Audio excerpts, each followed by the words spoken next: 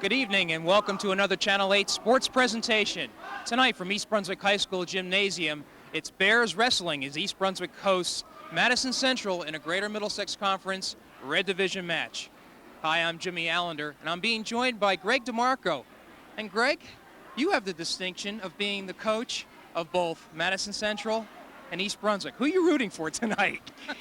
That is normally a pretty tough question. I, for the most part, would root for whatever wrestler is on offense.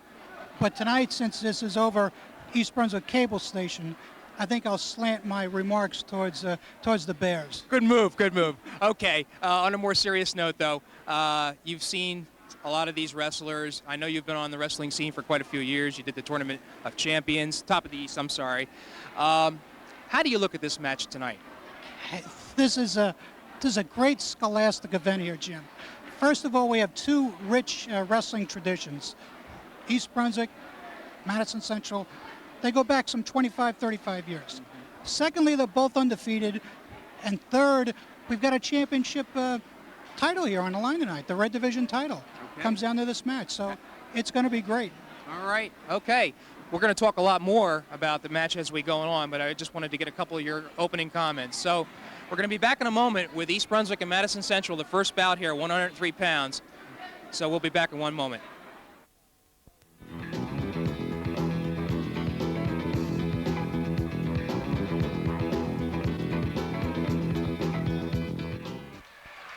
Okay, we are back in a almost packed gym, Greg. This looks good, Jim. We got a great crowd here. We even got Mike here cheering everybody on in the corner there. That's right. He's a fixture for East Brunswick. Yes, he is. All right, the first bout of the evening is going to be at 103 pounds. We're going to have Eric Bellas with a 2-3 record for East Brunswick versus Gabe Guzman, 2-3 for Madison Central. So this should be a good one. Officiating the match is Dave DeCindio from South Plainfield. Jim, we got two wrestlers here, identical records, 2-3, but you know, it's very important for teams to get out to a nice lead, and they could set the pace for the whole match. So okay. Even though the records aren't outstanding, the match is going to be. I'll be quizzing you as we go along here, Greg, for some of our fans that aren't quite familiar with the scoring.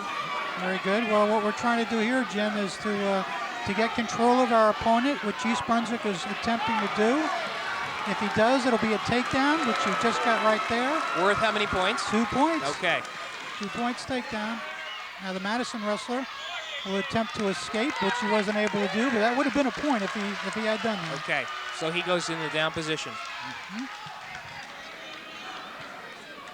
Now, East Brunswick wants to block the first move of the Madison wrestler, and the Madison wrestler wants to get out.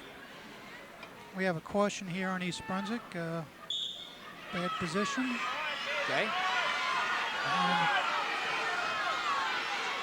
Okay, Madison Central comes up with a switch. That's a reversal. So 2 points, and we're looking at a time match here. Okay. A lot of action. Looks good.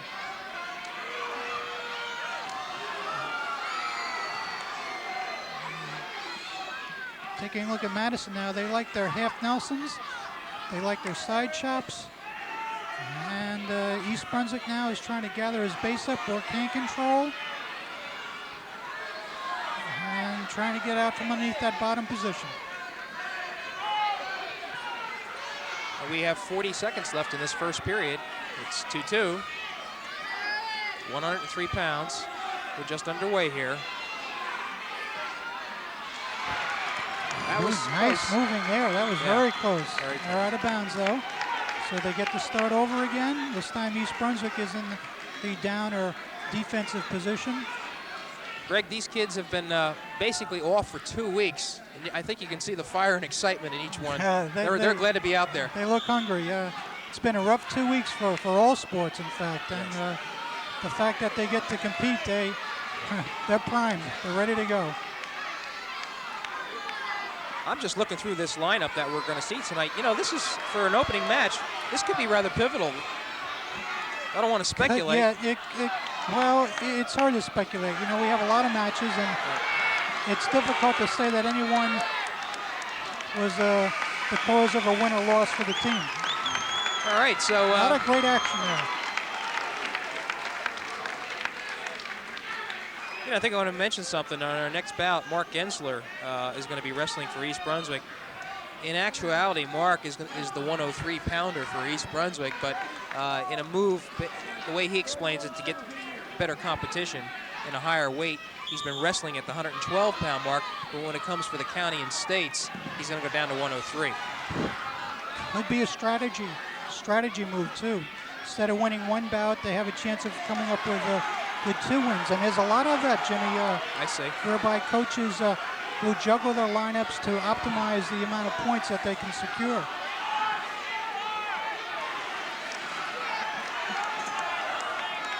Who has the advantage here? This is called a stalemate. Right Okay. now, neither wrestler looks to have the advantage, and if it persists, the referee might stop it, but on the other hand, if one wrestler can secure an advantage, he'll let it go for a little bit. I was going to say, does the official have any sort of time frame that he uses to determine? No, strictly judgment call. There's no actual time. And we see East Brunswick escaping for 1 point here. Okay. He got out from underneath into a neutral position, so now they'll both start standing. And that gives East Brunswick's Eric Bellis a 3-2 lead with 1 minute left in period number 2. We go 3 periods, 2 minutes each. Hey, Madison deep in on that leg. East Brunswick now has to defend against this. Don't want to give up that takedown. And you know, Jim, you may look at this and think it's just pushing and pulling, but there's a lot of technique involved here, much more than any person could guess. Sort of amazes me to what degree these kids condition themselves. Oh, that's it, Jim. The number one priority for a wrestler is to be in condition, because you can be the world's greatest wrestler, but if you can't go 6 minutes, it's like a car that runs out of gas. You're not going anywhere. Very close to a takedown. Very close, but for naught. They're still in neutral position. All right, Guzman will attempt to get even here. You know, I've seen it happen where an outstanding wrestler will run out of gas, and they say fatigue will make cowards of us all, and that's why it's important that these kids can go not only 6 minutes, but into the sudden death. This new rule that they have, in which there aren't any ties, they've got to be prepared for 8 or 9 minutes. All right, Guzman's going to try to hold on for the last 10 seconds of this period to avoid that takedown. Yep, but East Brunswick can feel it. You know, they've got just a few seconds to get that takedown. Wow, nice wrestling. It's close. Very nice. We've got a lot of excitement going here, Jim. This is not a boring match by any stretch of the imagination. This is great. Okay, Guzman will be in the down position, looking to get that escape point that Bellis was successful at. So it's 3-2 with just 2 minutes left in this match. Now we have a second caution against East Brunswick, so that means, well, it should be a point, but maybe it was against the Madison wrestler. I guess so. Okay.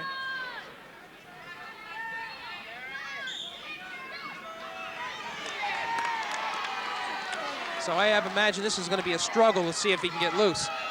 But also, East Brunswick wants some points. We're going to look to put this fellow to his back. Still down. Yep. Here's where your conditioning starts to show up. If you've ever wrestled, even just for 30 seconds, it is tough, especially if you haven't done it in a while. Right. Because you use every muscle in your body. That was a great move by Guzman. A 2 points reversal. Same move he actually was successful in the first period. Yep. And that gives him a 4-3 lead. So it's East Brunswick that has to be on the offensive now. Let's see East Brunswick get fired up here. He knows he's down by a point. He's only got 1:27 to make it up. All right, he's going to have to get out of that for an escape. And I think we should mention that there is no ties. This is a new rule change. So if by chance they end in a 4-4 tie or whatever, they'll go into overtime. That'll be a sudden death in which there'll be a 2-minute period, and the first wrestler to score points wins the bout. That's exciting. Any point. So they start in neutral position. So yes, that is very exciting. All right, Bellows maneuvers around. He's got a grip on. Excuse me, Guzman has that. He's got more than a grip. He's got himself a nice spinning combination here, which if he can execute, will give him some back points. But East Brunswick will not be denied. He's coming out for 2 right there. Bingo. 2 points reversal. I think Guzman just committed himself just a little too much. Look at this. That 2 points gives Bellows now a 5-4. We're going back and forth with this match. You can't ask for a better opening bout. Now let's see here if East Brunswick's thinking. This Madison wrestler scored both his reversals on the switch. Let's see if Bellis will look to counter that. I believe Coach Bazinka was yelling instructions to that effect.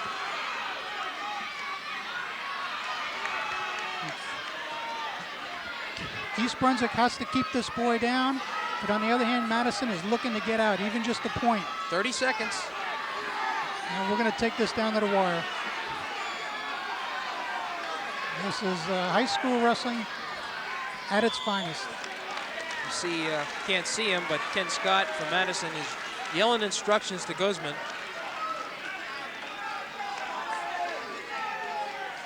We have just 18 seconds in the period now. If Bellis can hold on, we'll come up with a 1-point margin of victory, which would give East Brunswick 3 points. Wow, but did you see this one? Look at this. What do we got? We got a neutral. Neutral. And no, he didn't. Referee changed his mind.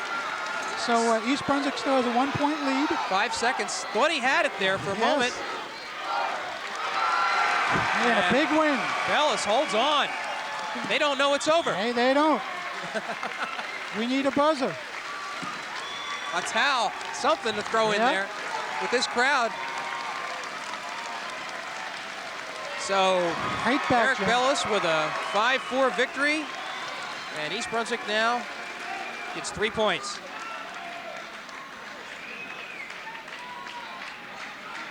We're going to have to see how this works out, but I have a feeling that was a good victory for them.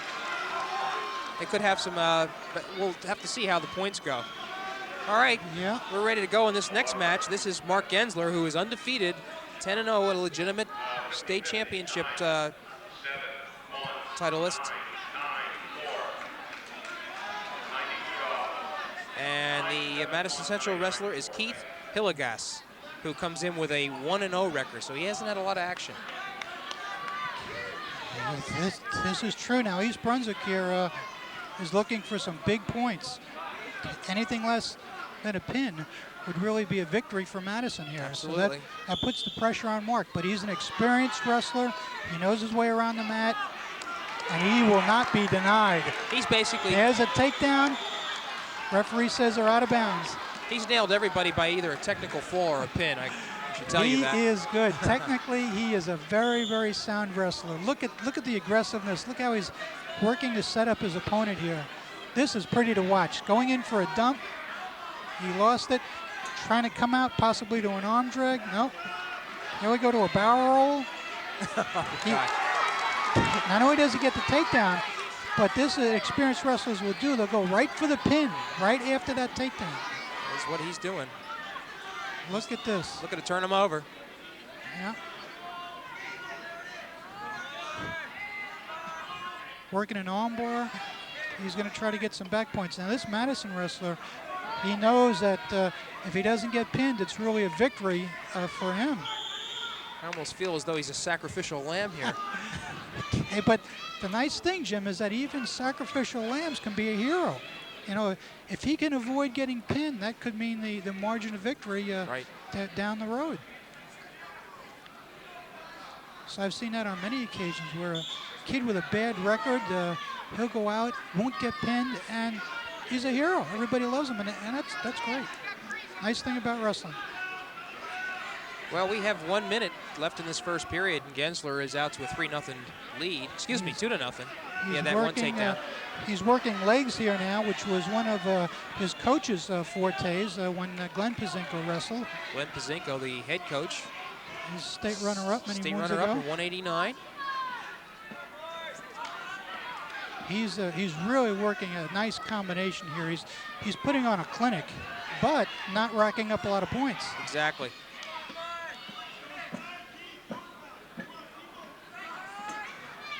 We have 20 seconds left in this first period.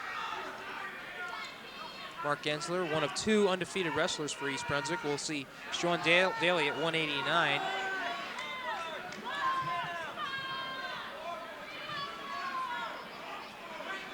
Now, this Madison wrestler may get called for stalling. He doesn't appear to be trying to improve his position as much as he is trying to avoid being turned. All right, we'll have to pay attention to the official on that one. And period 1 is over with Gensler holding on to just a 2-0 victory. 2-0 lead. You're right, Greg. It seemed like he was just dominating that entire period. He only has 2 points to show for it. Exactly right.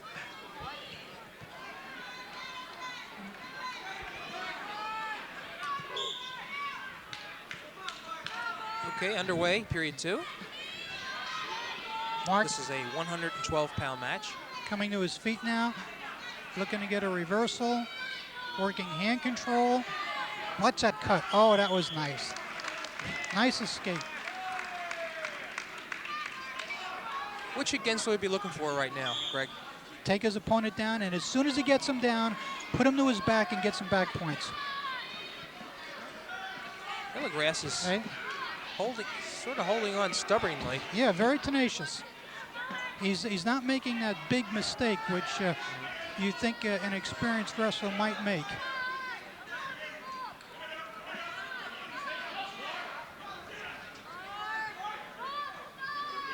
One technique which occurs often is that you'll let him go. You'll give him a 1-point neutral or escape just to take him down and possibly get some back points. I've seen that happen. Gensler has elected not to do that, though. Yeah, which means he feels confident he can turn this wrestler from the position he's at. Well, he does have 3 points this period, so it is a 5-0 lead. Okay, now I see Glenn Pazinko, the coach, signaling to Mark that he should let the wrestler loose, give up the 1 point, okay, and let's do a job on him otherwise. Just what we were talking about before. So here we go. So this is going to be up and down? That's it. But the key is, when he gets that takedown, to immediately look for back points, because if you don't, you only have a 1-point margin. You know, you give up 1, you get 2, and you don't get a lot of points that way. But now you see, there's your stall. Yeah, Madison just backing up, and a lot of that has to do with Mark. He's making this kid look bad. I think he's constantly still doing it. Moving into him. Yep, he is. Looking for a duck under, looking to control the head. Now Madison does take a shot. He's in deep on a leg. Now Gensler showing his... Now, interesting call by the referee. He stopped the match because of a potentially dangerous situation. Now, that's what makes wrestling a comparatively safe sport. Not that it was dangerous, but it was potentially dangerous. Right. They stop and start over. I know a lot of people equate this with the professional wrestling you see on TV, in which people jump off ropes and butt heads, and this is quite a bit different from that. Absolutely, and you're seeing it tonight. Okay, the end of the second period, Gensler extends his lead to 5-1. So I'm somewhat surprised, quite frankly. He's going to have to go a ways to get himself a major decision, or as well as a pin. And that'll be a partial victory for Madison here. Pressure's on Mark.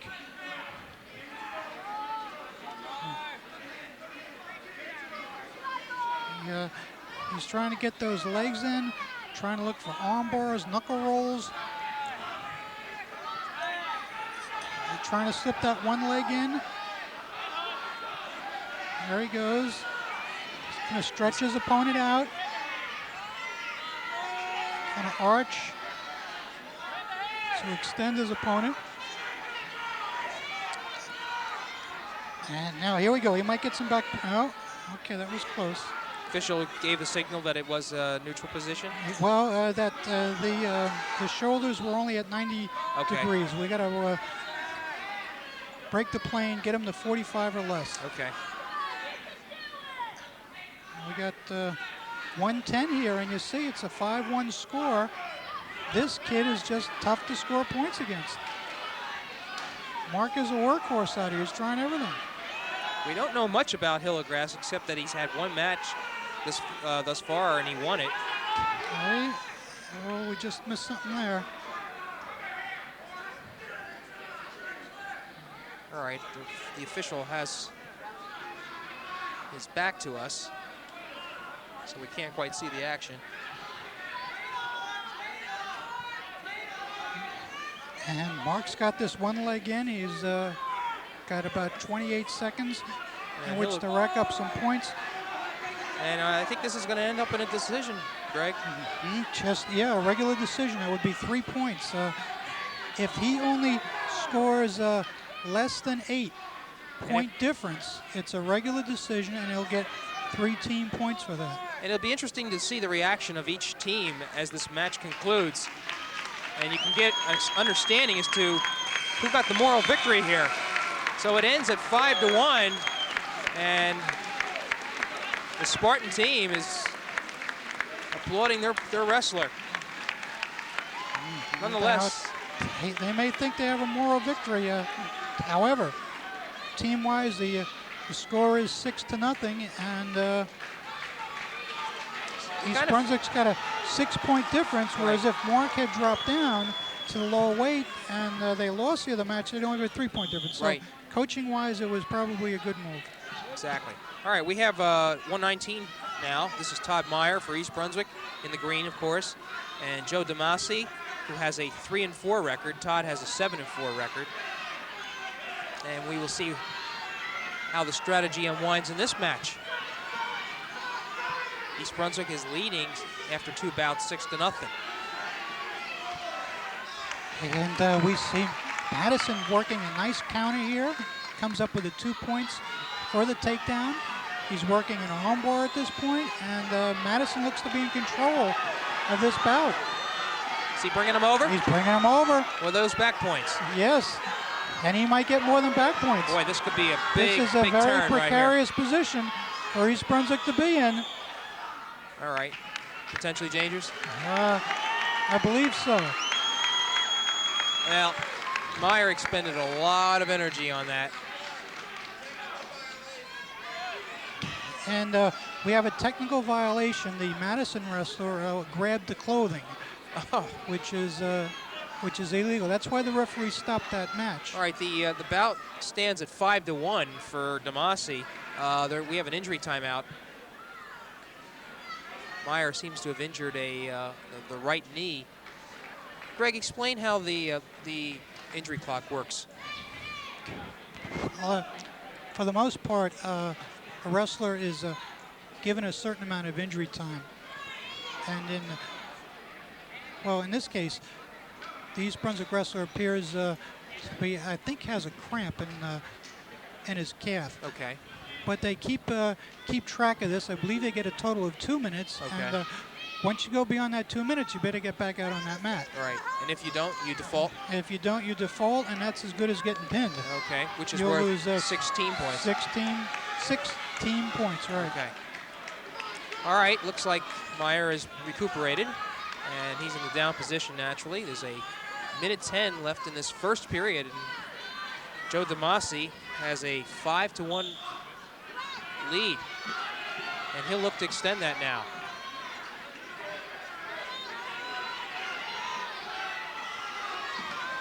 Now this Madison Central wrestler looks to be real tough on top. So what East Brunswick has got to do is get out of there in a hurry. And I see Coach Pazinko indicating that. Stand up, get out of there.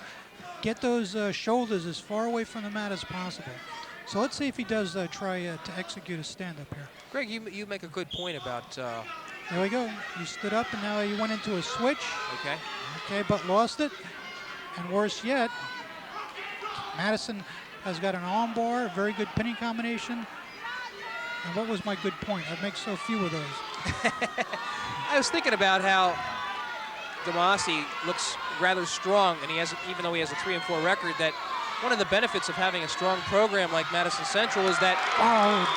What does the ref call? 1 point neutral. Okay. He says the wrestler, East Brunswick, did not have control, so they're back on their feet. But these practices within themselves become real good ways of getting yourself into shape. This is true. So much of how well you do in wrestling has to do with who your partner is in the wrestling room. Frequently, you'll see a picture of county champions or region champions, and you'll see how two wrestlers in two weights come from the same school. Well, guess who they work out with every day? Exactly. And that's another reason you see wrestling families. Right. You've had your share of them through the years. Yeah, we've had a few of them through the years. And how come? Well, because they're wrestling each other in the living room every night, much to Mom's displeasure. But you can't underestimate the importance of a good workout partner. Who are some of the state champion families that you've had from over the years? Okay, if I'm putting you on the spot here. Well, many of them, we have the Dohertys. Right. Joe and Mike. Right. 2 state champions from Madison. Madison. Township, was it at that time? Yes, Okay. Madison Township. We change name every 20 years or so. And the Jackatos, another big wrestling family. Right. For Madison.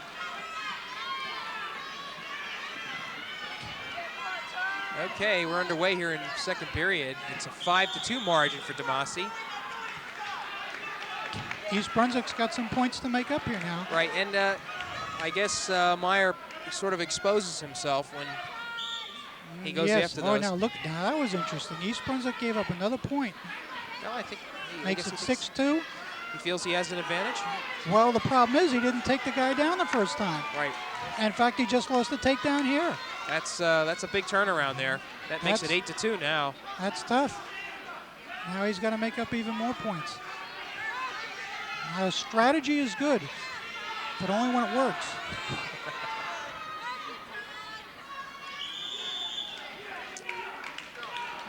So it is 8-2 for DeMarco in a match where you might have thought that Meyer might be the favorite with it just based on records alone, but as Greg, you aptly explained, it's not always the case.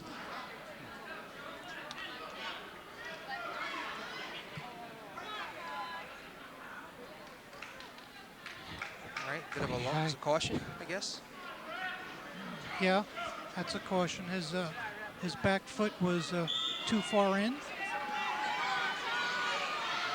East Brunswick tried to stand up and then go to a switch, but it was blocked effectively.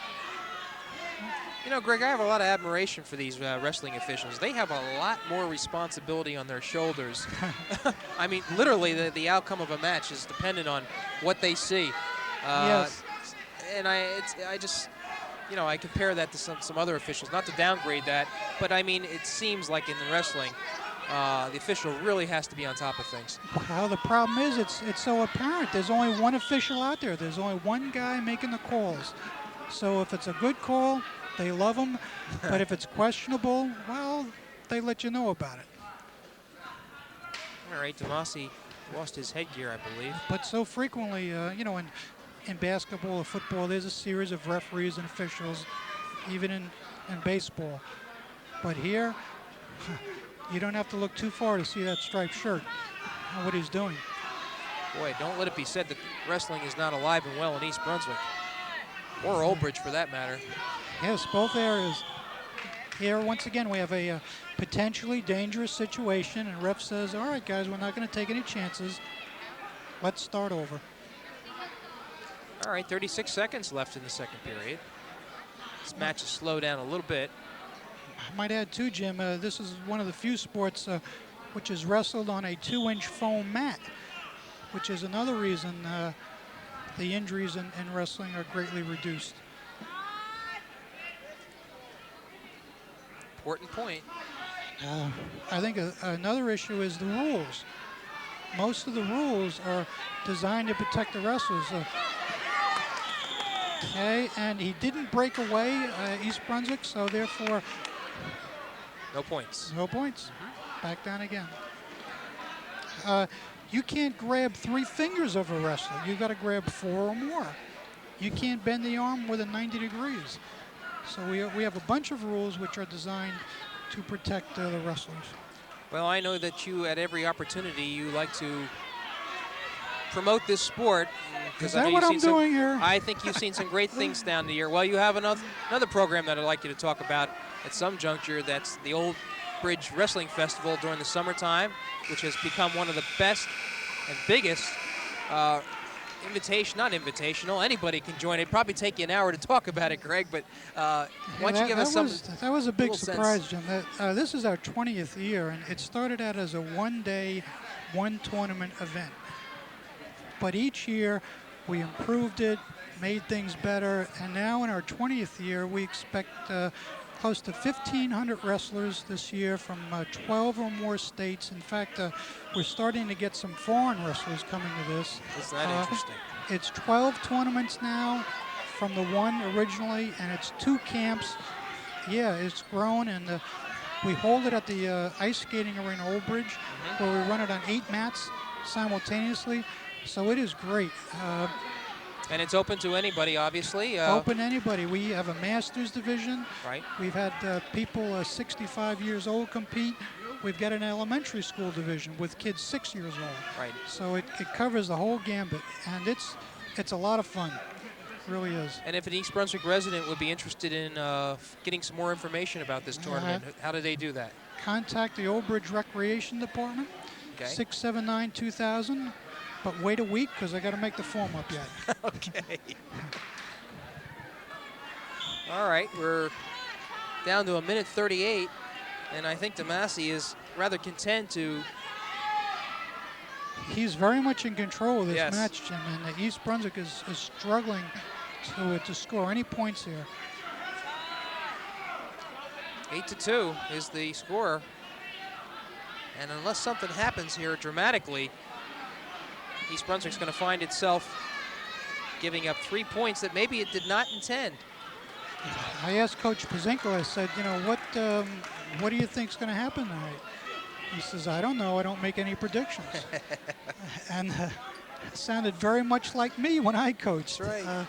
This is high school athletics. All you guys are nervous. Anything can happen. And the way I see this meet, East Brunswick could run away with it. Madison could run away with it, or anything in between. All right, here we Because go. look at this. Anything could happen. All right, got 2. He got 2, and he almost got some back points. Yes, that would Which have made it would've real helped. interesting. It's Yeah. 8-4 now. This match is not over yet. There are 56 seconds left. And the balance here, of course, is DeMarco has to appear to be aggressive, but at the same time not take chances. That's it. You don't want to give up any points. Now, it looks like East Brunswick is going to let him go here. Which he Gonna does give that 1 point. to make it 9-4. But he's got to get a takedown. Looks to me like, now there we go. He gets that takedown. I think DeMarco is starting to relax a little bit here. Relax your fatigue. 9-6 Yes. is the score. Good point. It may be fatigue. But if it is, we have some more injury time here being accumulated by East Brunswick, and it's the DeMarco can possibly regain his wind if that was his problem. Right, and it looks to be another cramp situation for Meyer. I've seen that happen more times than not, though. A wrestler will get a nice lead, and he will relax, which is the worst thing you can do, because now you're changing your style, and you're not keeping up with the style that got you all those points in the first place. So that gives your opponent an opportunity to come back and beat up on you a little bit. Meyer is still down. And we have 42 seconds left in this bout, and Myers is down by 3 points, so it's going to be interesting now to see what his strategy is. From his past experience, I think he may let his Madison Central opponent go and then look for a 5-point move. And when I say that, I mean 2 points takedown and 3 points for a near fall. By the way, that was Phil Hostler, the fine East Brunswick trainer, attending to Meyer. And he is good. He's the best trainer this side of the Mississippi. Okay. He's great. Now here we go. All right, skate point again, so it's 10-6. And he's got 35 seconds. Oh, Pulled gee. out. The ref didn't give him anything. No Pulled him out first. takedown. Nothing. Madison caught a They're break out on of that bounds. one. Yes, he did. Now, we've got just 35 seconds to get a 5-point move. He's going to look to take him down. He's going to look to put him to his back. And he's gotten close, Jim, the last 2 times. Boy, Meyer is giving it his all. Okay. We have a stall here? Yes, we do. That's a stall. 28 seconds. Okay, first stall, warning. Okay, now DeMarco was shot. kind of smart there. He shot, and he can hold on to this leg and possibly hold on for 20 seconds or so. It looks to be like it's going to be enough here. Meyer, you can tell with that cramp, is really disabled. Hey, And he gets 2. does seem to have an effect. That's going to do it. So Meyer, a little too late, unfortunately. Not enough. And the match ends at 12-6 for DeMarco. And that puts them back in it now. It's 6-3 East Brunswick. All right, let's see. There's going to be the 125 is going to be East Brunswick's Eugene Lazark, who's going to make his initial appearance. Now, this is a 2-time regional champion who is making his first appearance after coming back from academic ineligibility. And we're going to have to listen in to see who is. Okay.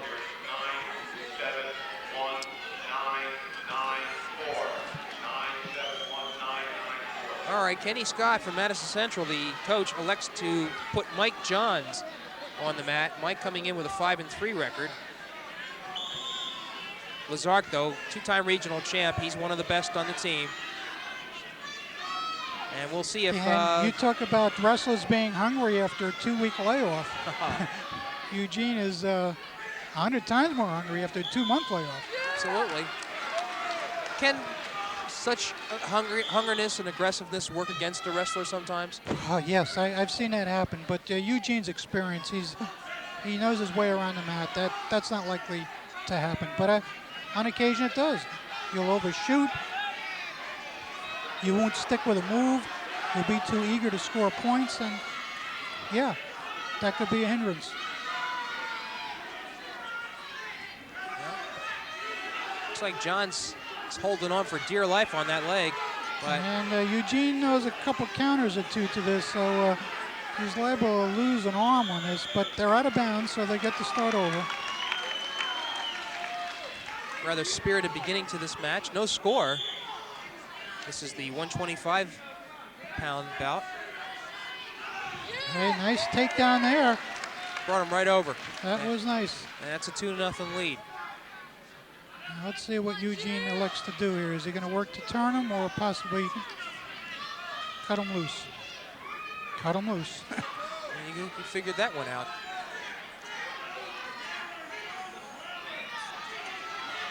But it's important, Jim, that you get the takedown, number one.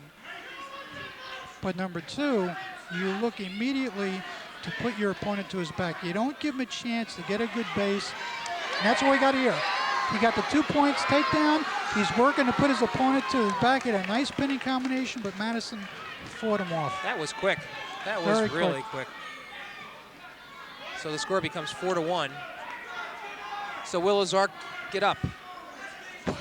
He did it the first time. Yeah, but he has only 10 seconds left, so you got to always be aware of the time. I understand. He wouldn't have enough time to let him go and take him down. Right. So he's going to stick with it, try to turn his opponent, perhaps weaken him a little bit. See, and Jim, you thought this was a simple sport. Not at all.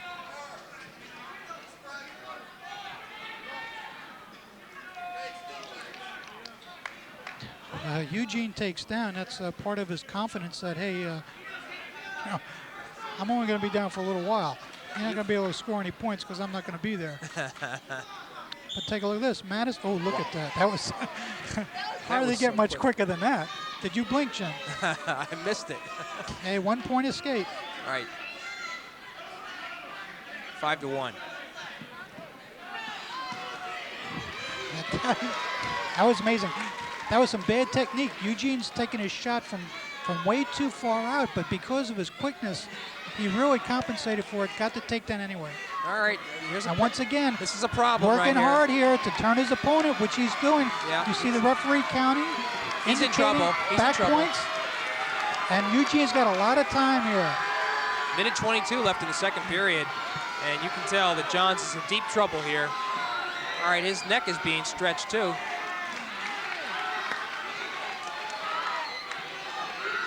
Really being punished.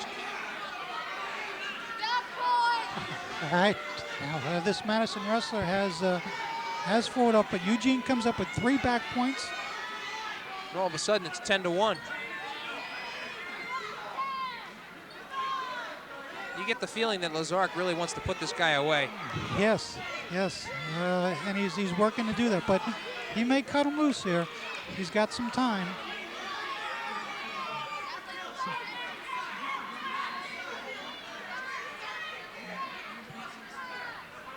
Now, you don't see the Madison wrestler doing a heck of a lot here, which I think the referee is starting to get a little concerned about.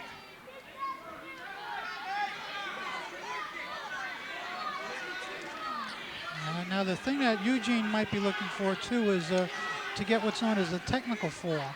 This is when you acquire more than 14-point difference over your opponent. They stop the match, and you get 5 team points for that sort of thing. Right. So Lazark is well on his way to that Yes. differential. And he's got 2 minutes now to come up with it. Of course, the knockout punch is known as a pin. This is when you have your opponent's shoulders down for 2 or more seconds, well, actually 2 seconds, and that ends the match, and you get 6 team points for that. So that really is the ultimate. We haven't seen that yet, Jim. Right.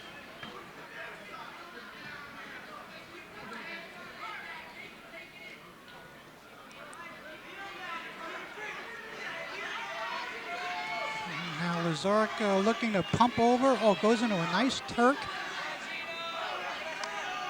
I'm glad we have you here. Well, actually, Jim, I guess I could say anything. And No, some of our more astute fans out there would know what you're talking that's about. true. That's true. They would write nasty things if I made this stuff up. Which is interesting in wrestling. There is no common terminology. Every team has their different phrase I understand. for a specific move. Now, Jim, can you guess why this might be true? Go ahead. Well, if everybody knows what a Turk is, and you yell out to your kid, do a Turk, the All right. opponent knows it. I think this is going to end it right I here. think it's going to end it. That's it. Our first pin of the evening. Done with 52 seconds left in the third period, so we will credit Lazark for a pin in 5 minutes and 8 seconds. How's that Hey, sound? that sounds pretty good. 5:08. And that's a big 6 points for East Brunswick here. Which gives them now a 12-3 lead. But don't forget now, Madison has some tough wrestlers in these middle weights. This is another, I'll tell you though, East Brunswick keeps on bringing them on. This is Rich Klein at 130, who comes in with an 8-2 record, going against Madison's Ryan Bucko, who has a 3-4 record. So Lazark starting out in fine fashion for his first action of the year.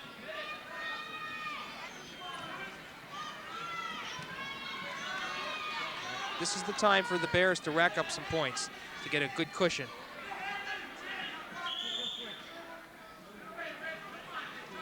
Yeah, that's true. The Madison Central strength will be coming up here in the next couple weight classes, and East Brunswick therefore is looking to come up with a nice lead here. There's a stretch of 5 matches that I see, the next 5 matches that are going to be very key.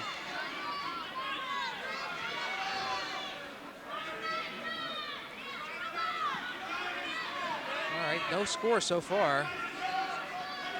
About 1 minute gone. We see Rich trying to work a single leg, but Madison coming up with a nice counter. Neutral position, no control. 1:03 left, first period. By the way, Jim, you see the headgear, which is required of all wrestlers. Yes. Back in my day, it wasn't. I won't tell you what day that was, but it wasn't required. And one of the problems we had was cauliflower ear. But with the advent now of this mandatory wearing of headgear, it has greatly cut down on that problem. Interesting situation. Look at this situation. I think East Brunswick is going to come out on top. Oh, the ref stopped it. Now, that was an illegal hold because that was a head scissors, which is illegal. So the ref stops it. East Brunswick gets a point. It appeared Bucko was just holding on to avoid getting on his back. Yes, that's what it looked like.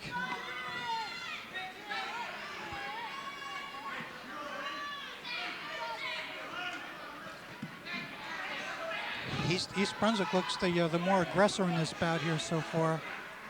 He's trying to work a nice combination of shots. Klein has done very well this year.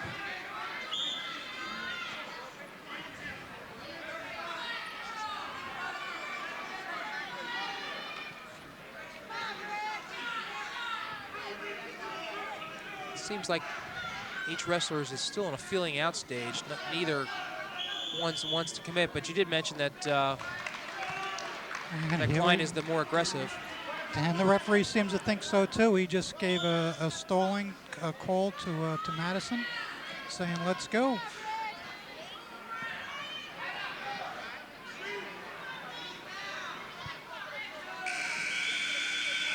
And there we go. Pretty much a scoreless period, except for the penalty point. Boy, I'll tell you what, the Madison wrestler is already on his knees after 1 period. You know, Jim, one problem that we always have to contend with in the wintertime is the flu season. Yes. And you look at a wrestler and say, boy, that kid's out of shape. And he's just coming off the flu, and he's drained, and that's what it may be. So illness and sickness does play a role in the success of a team. As well as injury. Yes, yep, that too. Okay, Madison trying to work a stand-up, but East Brunswick brings him back down to the mat. And very close to going out of bounds here.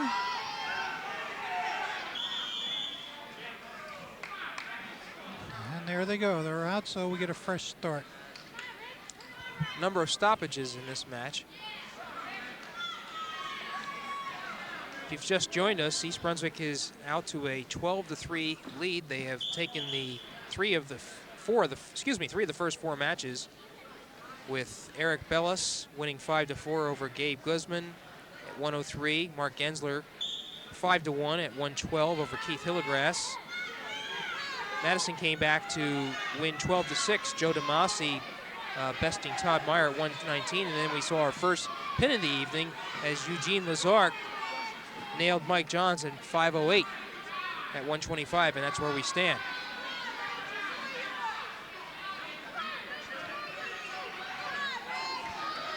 East Brunswick looking for a tilt, and it looks like he's going to get some back points. Yes. And the referee indicates 2 back points. Very good. And that gives Klein a 3-0 lead. We're in the second period with 1:14.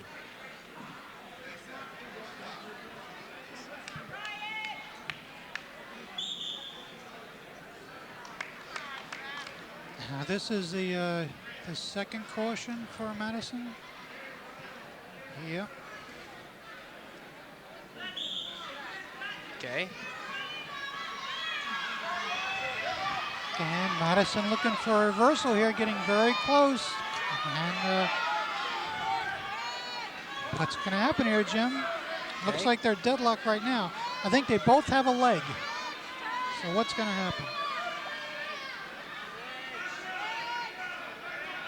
often if you look at this, it's, oh, Whoa. Now, the referee did give 1 point for a neutral to Okay. Madison.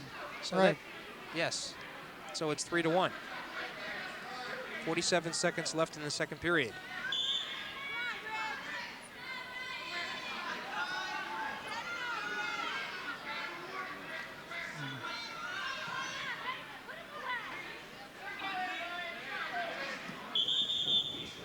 Once again, it looks like East Brunswick is the aggressor. You see Madison putting his hands on his knees at times here and just trying to take a break. And we got a lot of time left, though. Yes, we do.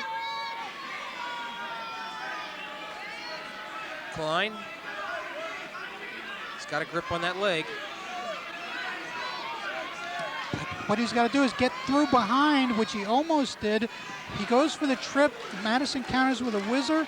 That's a true story, Jim. Okay. And but look at the ref. He calls stalling Yeah. against Madison, 1 point. It's a good call because Bucko was just clearly going for the end line. Okay, and Tries to avoid 2 points. he's wrestling too defensively, which East Brunswick can take advantage. Keep after this guy. Keep pushing him. Make him look bad. All right, so the second period concludes with Klein moving out to a 4-1 lead. Bucko a little disturbed about that call, but it's quite obvious that he's wrestling defensively. So he finds himself in a position, Bucko does, of having to garner some points here, so he's going to have to take some chances.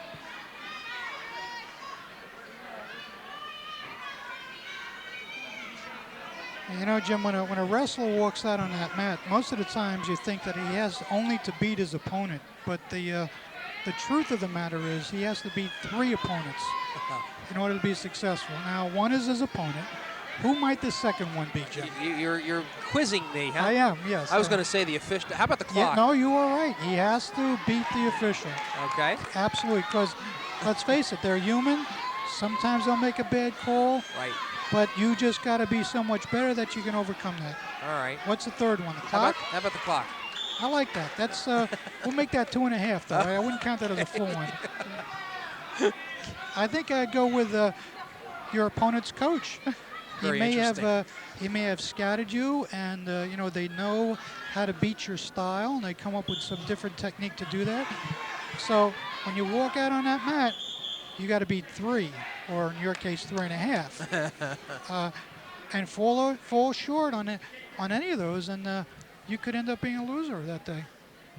All right, so it's down to 1:11 left in period 3. Richie Klein with a 4-1 lead. Again, this is one of those matches where quite possibly East Brunswick might have hoped for more. Not quite sure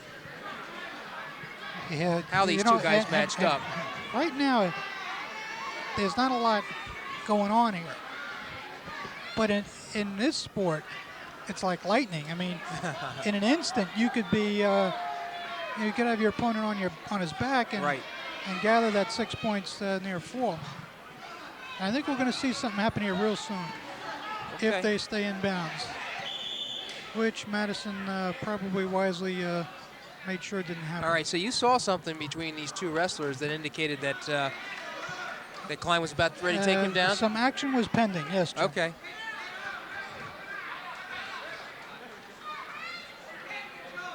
Greg DeMarco makes that remark after some 30 years, I believe, of wrestling experience. Oh, God. 30 years. Could be. You don't pay attention to stats like that, do you? No, I don't even know how old I am. I'm somewhere between 20 and 60. I can tell you the numerous times that I've attempted to do articles on you, it's like pulling teeth trying to get information. You notice that? Well, as long as the other people get credit, then you're willing. Well, for the most part, the scores weren't important, the stats weren't important. I wanted to see each wrestler go out and improve every day, get to college somewhere, you know, and maybe through wrestling get to college, which we've been blessed. We've had a lot of boys go through that, and you know, that's how I measured success. So I looked at it as a developmental thing rather than a win-loss. I understand that. Okay, it looks like Klein is going to finish out this match, winning 4-1. And so you can chalk up 3 more points for East Brunswick, which makes the score 15-3. They're doing what they have to do. But now we're going to come to a portion of this match where conceivably the tie could turn, because the next 5 matches are really up for grabs, and in some cases Madison Central is the favorite. All right, we're going to get a clarification on who Madison will throw out, and it will be Sean Hobbs, who comes into this match with, I believe, a 5-3 record, and he goes up against Dan McGowan, who is 4-4. But this is the time for Madison to do its thing. Greg, over the years, do you have yourself a favorite wrestler that you've coached, watched? No. Okay. I didn't think I was going to get that out of you, but I figure I'd try. I tell you, every wrestler was different. And we always found something to enjoy with each and every one of them, and we always have a story to tell. But for the most part, I was blessed. There was a cast of thousands. You sound Loved them all. All right, so McGowan and Hobbs at 135. And interestingly enough, Jim, East Brunswick has been cranking out some victories here, but if Madison comes up with 2 pins, we got a tie ball game. Your point is well taken. All right, things can change.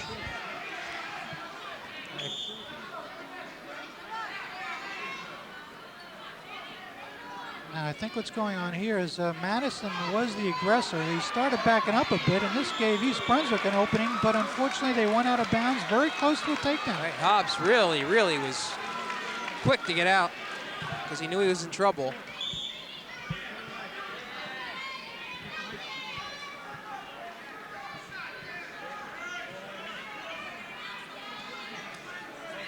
You see a shoot by Hobbs, but doesn't get that leg.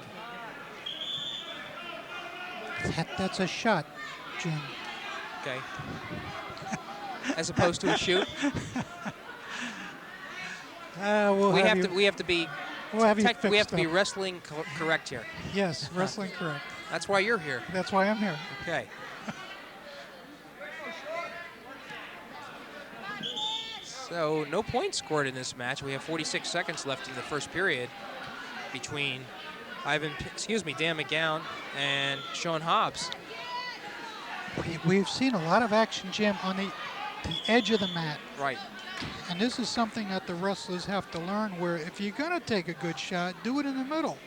Don't expand a lot of energy just to go out of bounds and end up with zilch. There it is again. And,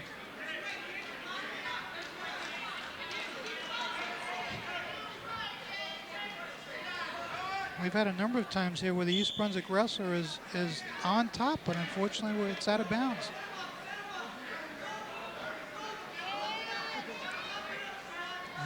Taking a look here, Madison looks like he's just hanging on, really. He's not doing a heck of a lot, but I think this referee, ooh, look at this, ooh. Boy, they're going at it now. There's a 2-point takedown. 2-point take. That could have gone either way, though. I got to tell you, Jim. It was up for grabs, huh? But East Brunswick's in trouble. Madison is starting to crank here.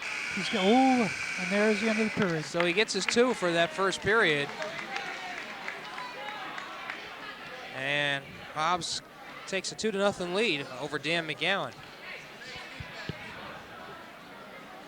And you see here where you start to get lulled to sleep, and all of a sudden, within a split second, there's 3 or 4 moves take place.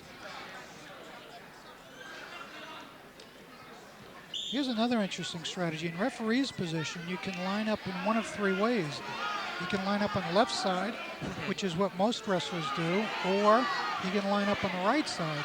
And this makes it confusing to your opponent if you mix things up. All right, McGowan gets an escape point, but Hobbs comes right back for an additional takedown.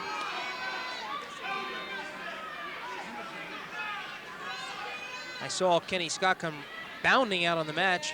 I thought he had I guess he saw an opportunity for putting McGowan on his back. Nonetheless, he has a 4-1 lead, Hobbs does.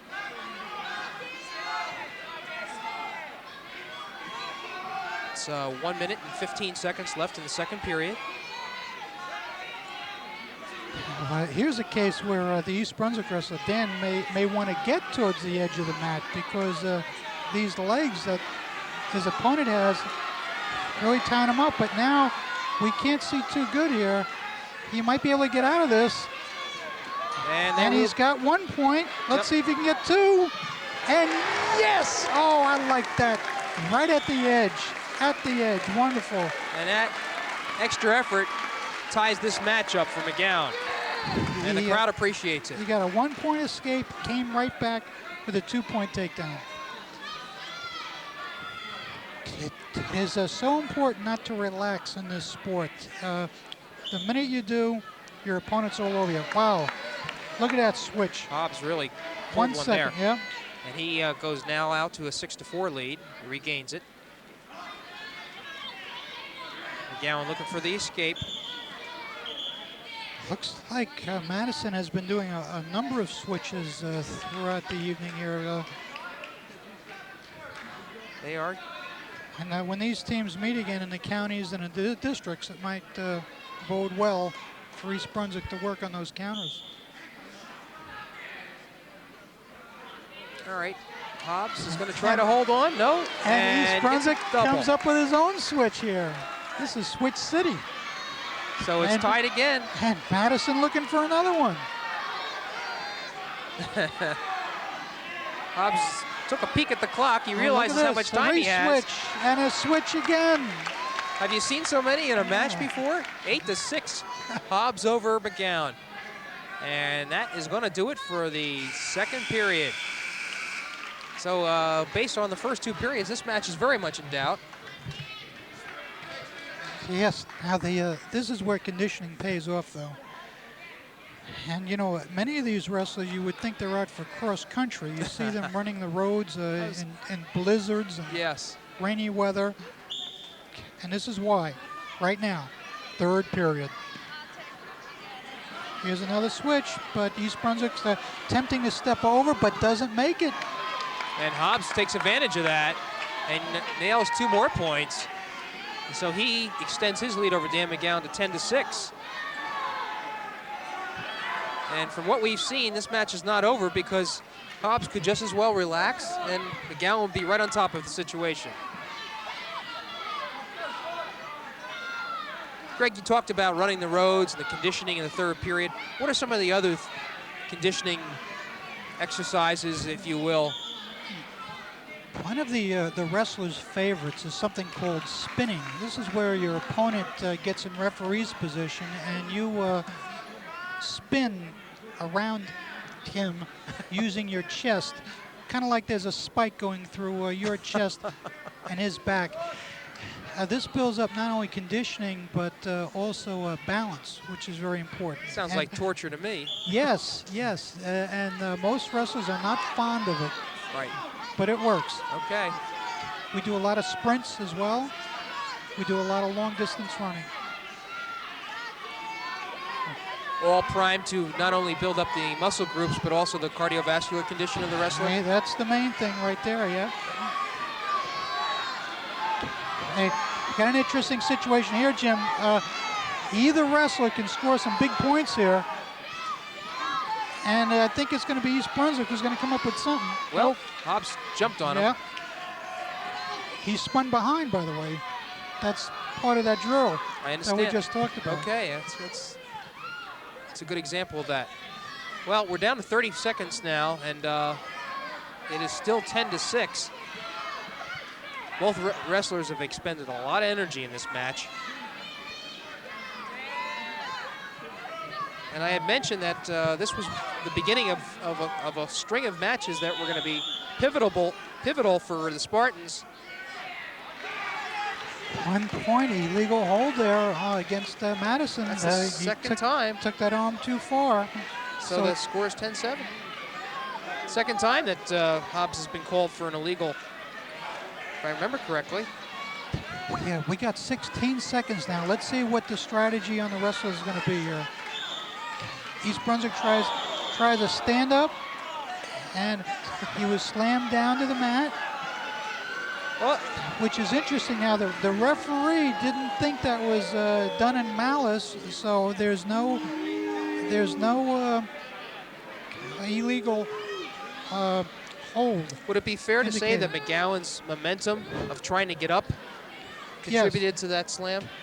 Yes, but most certainly Madison wasn't at fault there. It's they lost the balance and he got brought down to the mat, but he's okay. He got shaken up a bit, and now he's got 15 seconds to gather himself up here and then get some points. You see Phil Hostler, the trainer, looking in McGowan's eyes. Now we'll get a true gauge as to what his condition is. Yeah. If he's wobbling out there, we know. Well, you know, I got to say, a good trainer is just as important as conditioning sometimes. He can really shorten the recovery period for a wrestler or any athlete.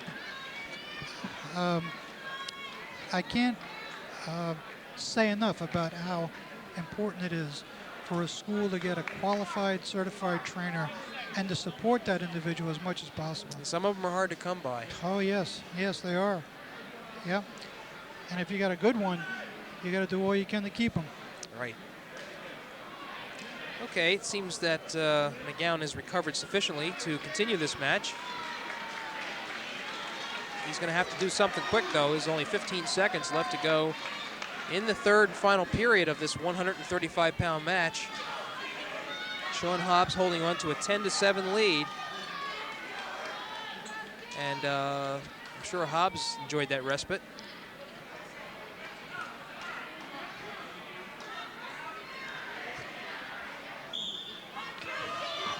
Look at this. He got nothing. I mean, he did a lot of work there. Almost and had it. it. Very close, so close. And it's just not going to be enough as this match winds down. Once, that's it. That's the match. All right, they're going to give a point to McGowan, I believe, on a stall. And 1 second left, so that makes it 10-8, but for all purposes, this match is over.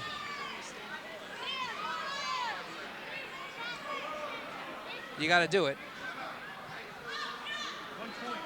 That was an interesting call here. I don't know who got the point or what they got the point for. Well,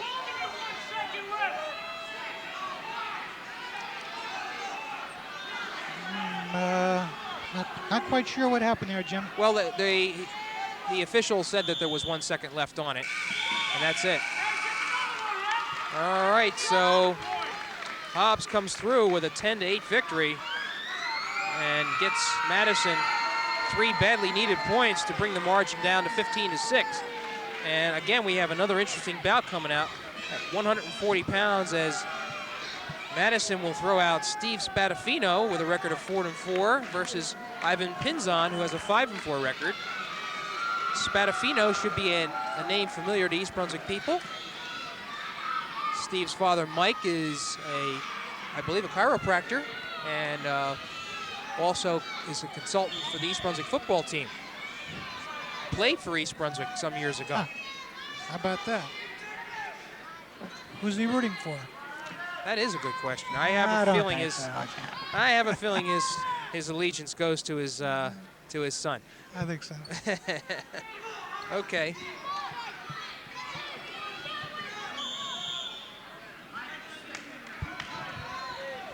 This is a game of chess now.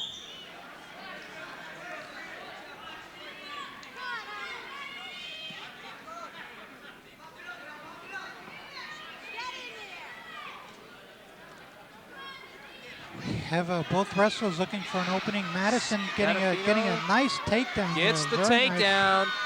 and that's the advantage that they wanted. But also he has a nice pinning combination here as well. He went right to that. Looking for a tilt now. East Brunswick looking to work hand control. Spadafino has two points thus far. Looking for more now. And was he on his back? Working a tilt, and the referee started to count and then stopped. Now look at this. We got a scramble here.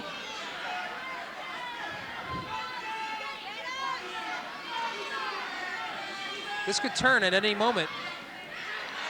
Yeah, and I think it's gonna. The referee calls 2 points reversal. You called that one. And it's 2-2. So Spadafino had the advantage but lost it.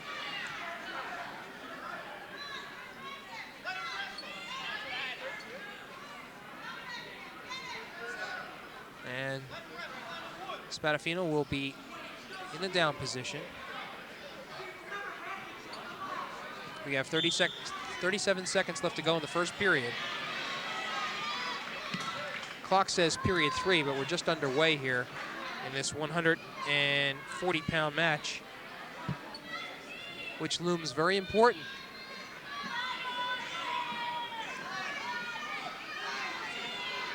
Spadafino was able to get another 2 on that. I missed that, Greg.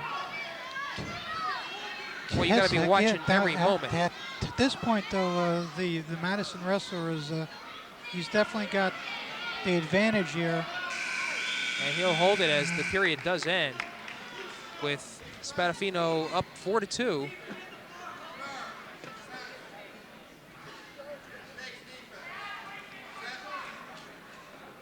You know, I was getting confused in my mind here, Joe. We're talking about Spadafino, and I've equated that with East Brunswick for so long.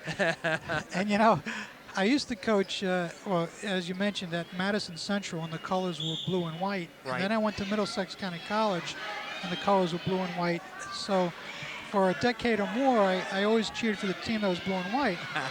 So I go to coach at East Brunswick, and our first match is against Madison. And I find myself cheering for the Madison kids. Isn't that something? Now the East Brunswick wrestlers going, what is wrong with this guy? Just a habit. Old Bridge true. Ingrained. Well, blue and white. True blue and white anyway. Yes. Oh, that was interesting there. Next year it'll be dark blue. And black, if I remember. Purple? Purple and black, yes. You're putting me on a Cedar spot Ridge now. and Madison Central merged to become Old Bridge Yes. High School. Old And Bridge High School. That's going to be quite a combination of teams. Cedar Ridge, which always has had a good program. You're talking about merging 2 wrestling dynasties, and it's going to be very interesting to see the result. I mean, Cedar Ridge goes way back. Well, it's been 25 years that they've had a very rich tradition. Madison has had one for a little bit longer, and now you're putting the 2 together. What's going to happen? Well, we'll have to wait. Yeah. Because the teams will merge and start 94, fall of 94. Meanwhile, this match goes on, and looks like Spadafino's got 2 more points to extend his lead to 6-2.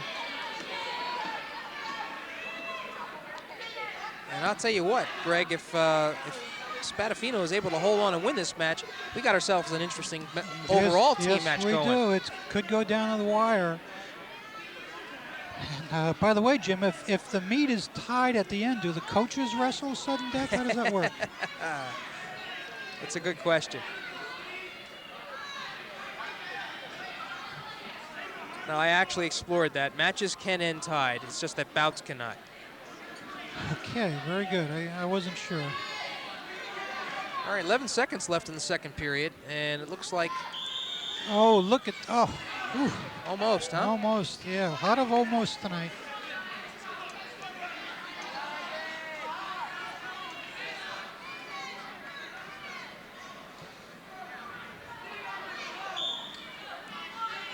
And, 5 seconds. Before I forget here, Jim, which group schools do you think are most successful in wrestling? Which group? Yeah, you know, schools? we have 4 groups. 1 is the smallest. Well, 4 is the largest. obviously this is a loaded question here. Loaded but question here. I Give would me the think- obvious answer, Jim. I would say the Group 4 schools have the tendency to be more successful. Sure, because they got the more kids to draw from, and naturally. Right. But it doesn't work that way. The top 10 schools in New Jersey consistently are Group 3 and 2 schools. Isn't that interesting?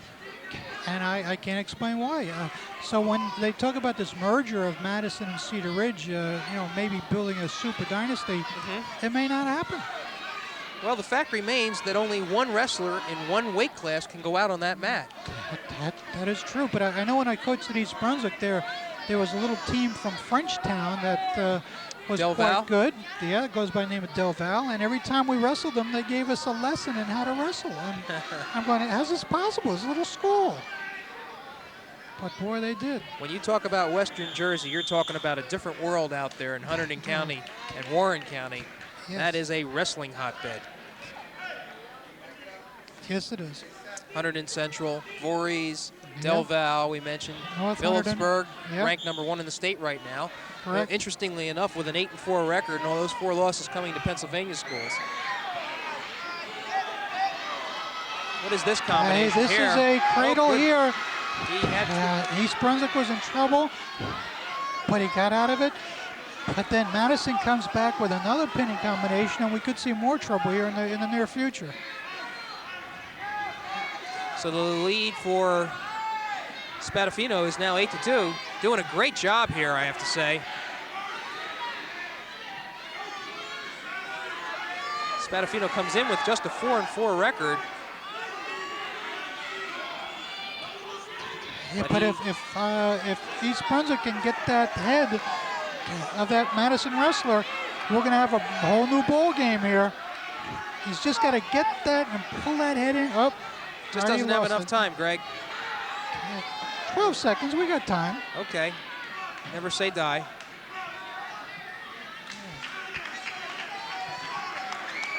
Hey, not to be.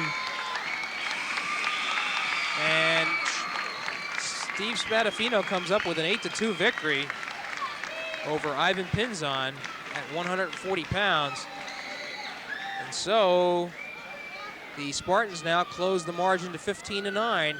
And now they're going to Brady twins, the Brady boys, will be entering the scene, starting with Brian A. Brady, who will be wrestling Eric Savitsky. Eric Savitsky for East Brunswick at 145, coming in with a 7-4 record, versus Brady, who has a 5-1 record. And we should note that that loss that Brady had was in a regional tournament where he lost to the national prep champion from Blair.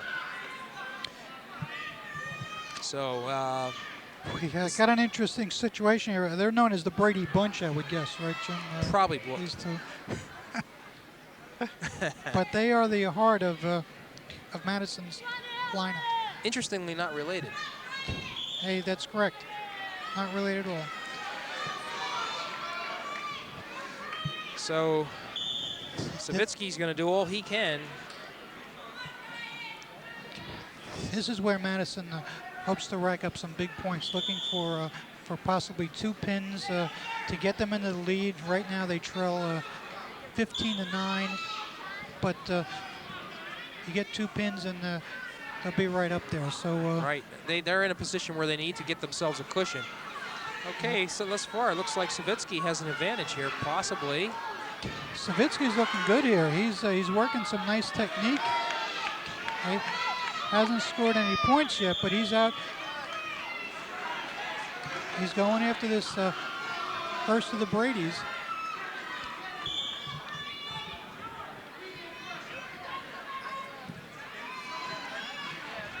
Jim, you mentioned that poll of Phillipsburg being ranked #1. Well, right now, East Brunswick is currently ranked number 13 in the state. And could move up appreciably if, I suspect, if they can win out tonight. And right behind them is number 14, South Plainfield. This being a future match, which promises oh yes, a very nice share of wrestling action. So all you fans out there, make sure you stay tuned for that one. East Brunswick in on a leg, getting very close with Madison countering. Got it. Right, and we got our 2-point takedown. And Savitsky, excuse me, yes, Savitsky goes up 2-0. More trouble, perhaps. But he's oh boy, he's got a nice hold in here. Call it the Navy ride. It's only 10 seconds left. He lost it. And this is a good bout here, folks, and this could be a pivotal one. Yes, it is. It is pivotal. Again, East Brunswick really not the favorite in this one.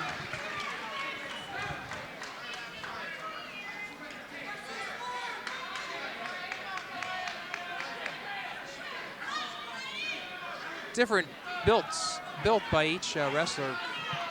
Brady, the more compact, while Savitsky is taller and leaner. You know, Jim, that's interesting. The one thing that I really liked about wrestling was you don't have to be big and strong like perhaps in football, and you don't have to be fast like in track or tall like in basketball. You know, you could have a tall, thin build or a short, stocky build or no build at all and still be a championship wrestler.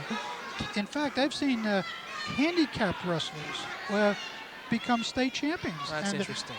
Was they can compensate for it by perhaps good technique or good balance or whatever, and that's what appeals to me with this sport.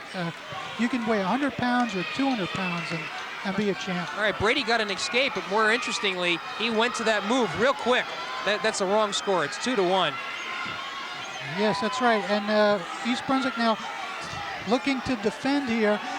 He might do well to look for that out of bounds mark because Madison throws in a headlock. Which, as soon as Brady got that escape, he correctly shot. Yeah. And was able to grab that leg. Now he loses it.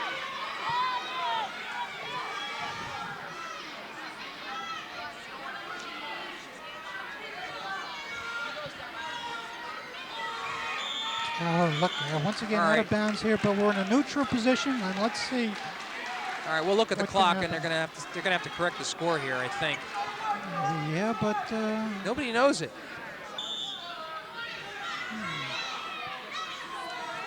At least I thought it was.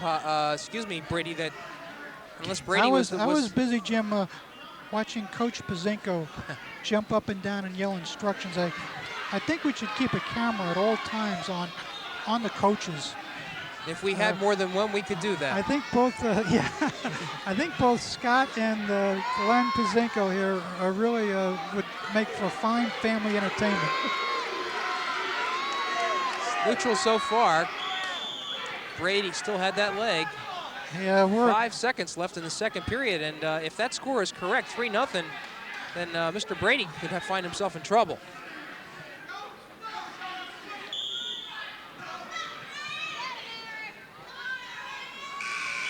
And that concludes the second period.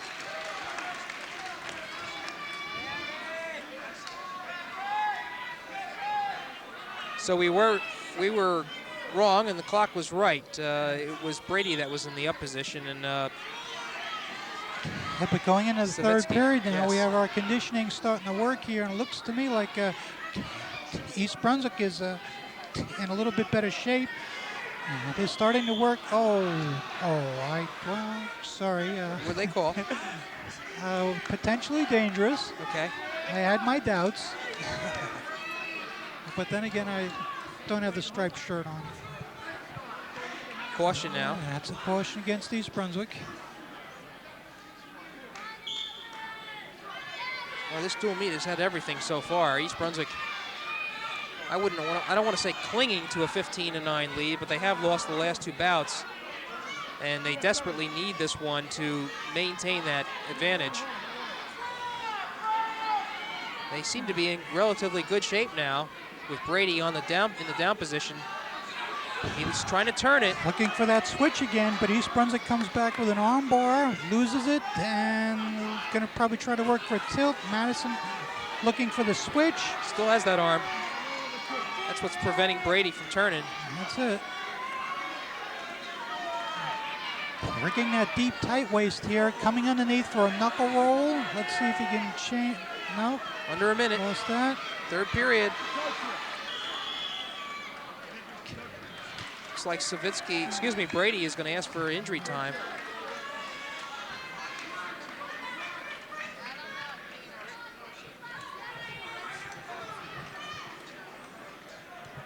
All right, Brady said he waves off the. See what we have here. Phil Hausler, of course, the trainer for East Brunswick, will attend to wrestlers on both teams. Is that usually the case, Greg, to have one trainer per match? Yes, that's out of necessity. You got to remember that there's basketball games going on at other schools, and Right. for the most part, it's the home site will provide the trainer. There's just not enough of them to go around. Savitsky doing a good job of maintaining that advantage, not allowing anything for Brady. But you can see Brady kind of a look of desperation here. He knows he's got to get some points in a hurry.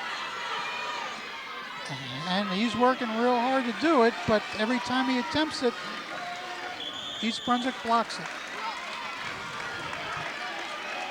Savitsky doing a great job.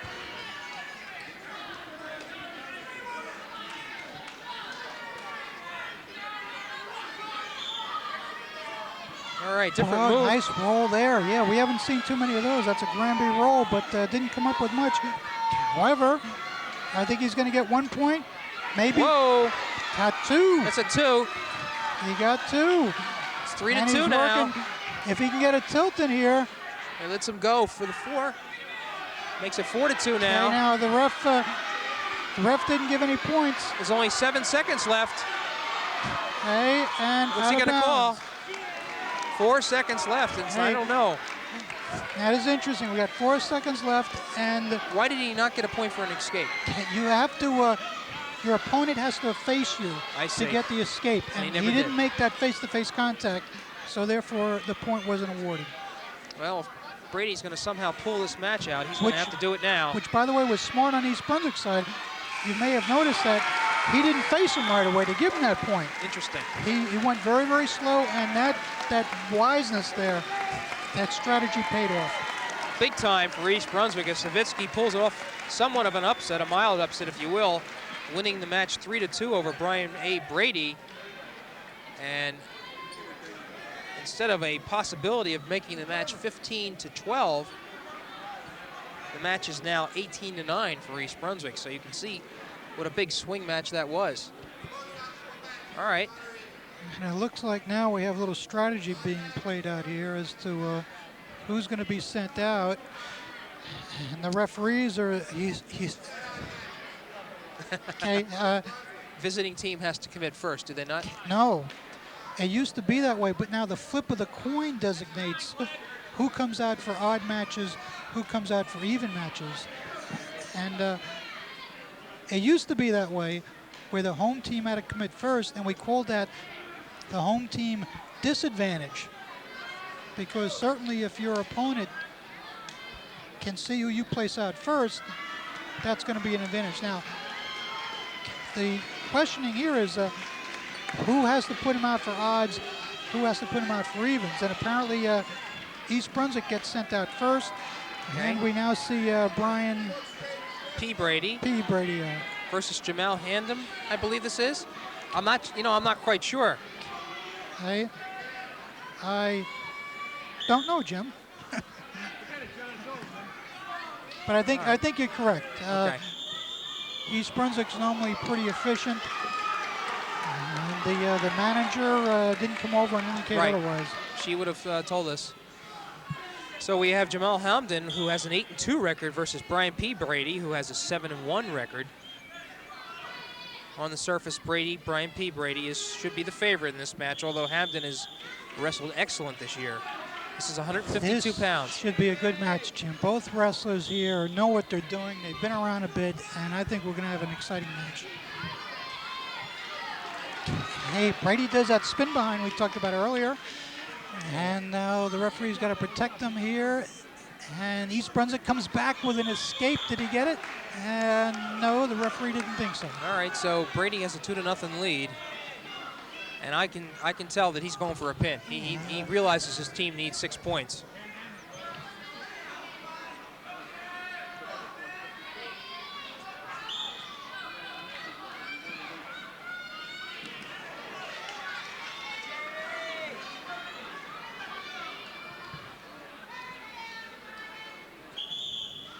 Oh, this is going to be a good one.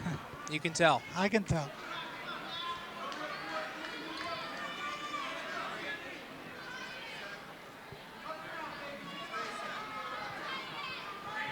Oh, that's what makes for a great dual meet is when the wrestlers are evenly matched. You know, it's nothing when you see blowout after blowout, but when you get your best wrestling their best, that's great.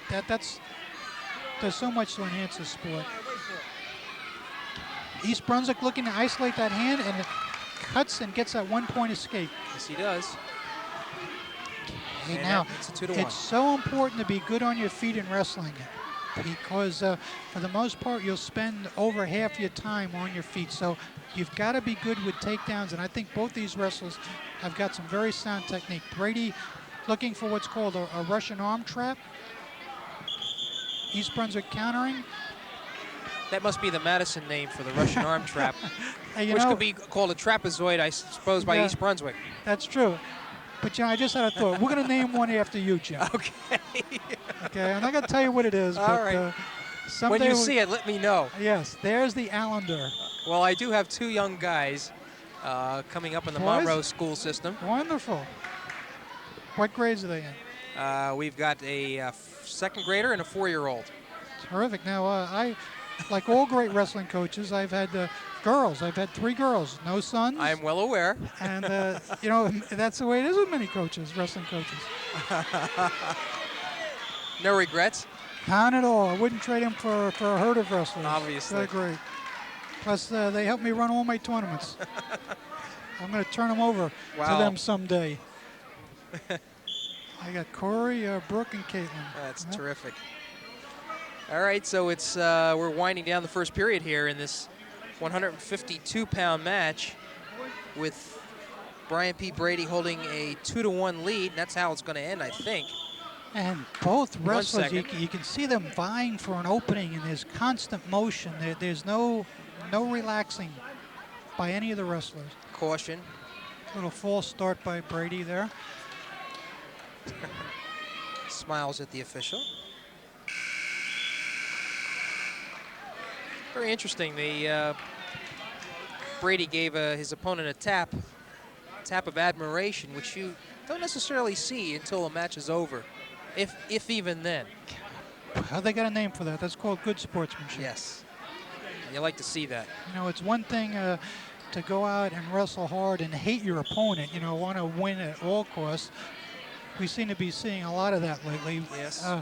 Versus, hey, this guy can be your best friend. And we see that very often in wrestling. These guys are best buddies, and then they go out and wrestle each other. You know?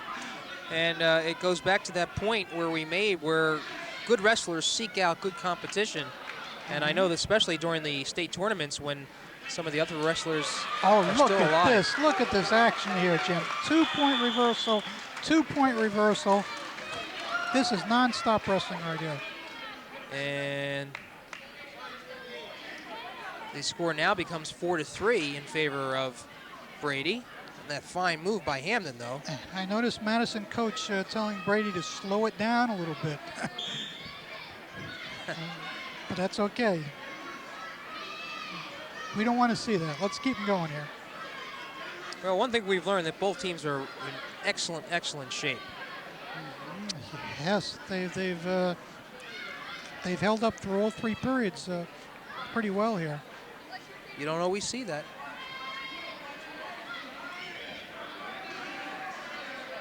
Okay, now we got Brady trying to gather up his base. East Brunswick trying to knock him off that base, and we get some points here. Wow. Look at that move.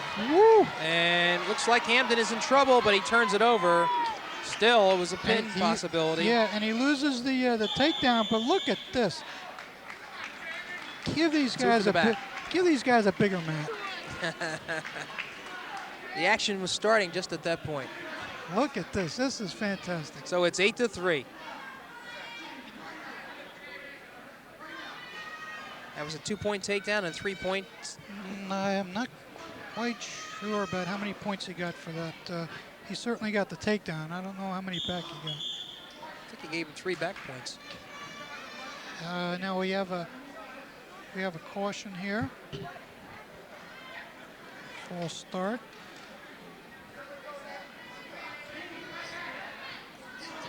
You see Brady getting on the weird side, as we call it. Most wrestlers get on the left side of their opponent. You know, I was going to ask that you, was how is interesting. he getting weird? Yeah, that was, yeah. You got to call it something. Okay, 44 seconds left to go. It's 8-3 in the second period. Brady apparently in control, but as we've seen so far, things can turn rather quickly.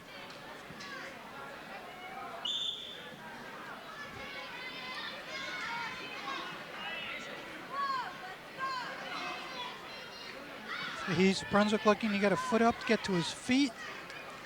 And Madison successfully counters. Possible trouble here. Yes, could If be. he can get that leg in front. Could be.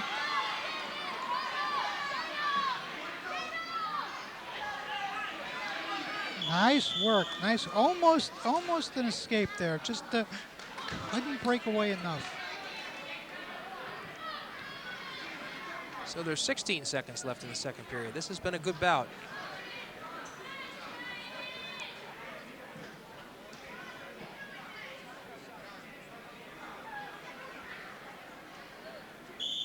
As we mentioned, this is a big crowd that has come to see this match. Always one of the best rivalries in the GMC. And tonight being alumni night for East Brunswick, brought back a few former wrestlers. Right, we should mention that that this is alumni night at East Brunswick, and Coach Glenn Bazinko invited back former wrestlers, and we have a nice turnout here. I'm going to try to get through some of the names if we could, but they're all in attendance here, and they're enjoying part of this match. And we go all the way back to 1964, as a matter of fact, where John Seymour was a county champ at 123 pounds. That's before I went to high school. That's how long ago that one was. I don't know, Jim. Is that true? That is true. I graduated in 67. Okay. And talking about 1967, Ed Glassheim, who was I believe he was a district champ at 106 pounds, who was a wrestling official, is in attendance. Some other names: Bob Boyd, 1968, 1969, Gary Gorham, 1969 also Kevin Dorian, 1970 John Speldos, and 1971 Tom Lyons. As long as we have a moment here, we can go through some more names. Of course, the assistant coach now for East Brunswick, John Mooney, who graduated in 1971. Kevin Raftery, also an NJSIA wrestling official, was a former coach, graduated in 75. Bill Sorber, 1977. Ralph Mead, 1978. Dave Lewis, 1980. Stu Cohn, a former wrestling East Brunswick head coach, 1980. Frank Ripple, I remember him, also 1980 graduate. Jeff Clark, 1982. Bill Bevich, 1983. Larry Clark, 1984. Bobby Dorr, 1985. Glenn Pazinko, of course, the present head coach, is here. 1986 state champion Darren Shulman. As the match is underway again. Vin Capodanno, 1988. Keith Meyer, 1988. Brian Mintz, 1990. Scott Kammerer, state champion, 1991. Mike Pilato, 1991. Matt Pazinko, 1991. Jeff Aguilero, 1993. And Mike Capodanno, 1993. Andy Maestrick and Brian Lee, also 1993. And I can't believe I got that all in. You did pretty good there, Jim. I timed you. It was 30 seconds. Nice job. Okay. So the match is 8-4. Brady looking to close this out to draw Madison Central nearer to East Brunswick. They're trailing 18-9. East Brunswick doing the job it has to so far, winning the last match. Eric Savitsky beating Brian A. Brady at 145 in surprising fashion.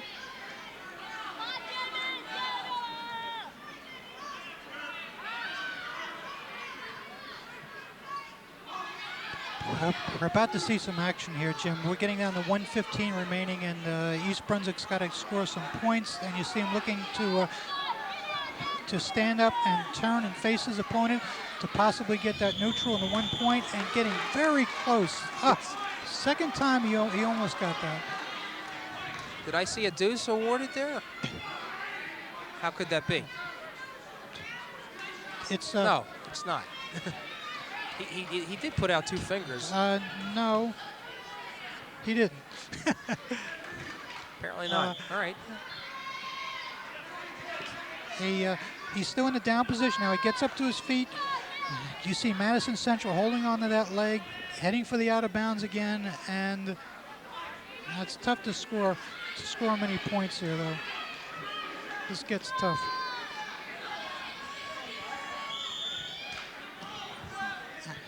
If East Brunswick wants to be successful here, they're going to have to do it in the center of the mat, because Madison, he's been around, he's mat-wise. If there's any doubt, he pushes him out of bounds.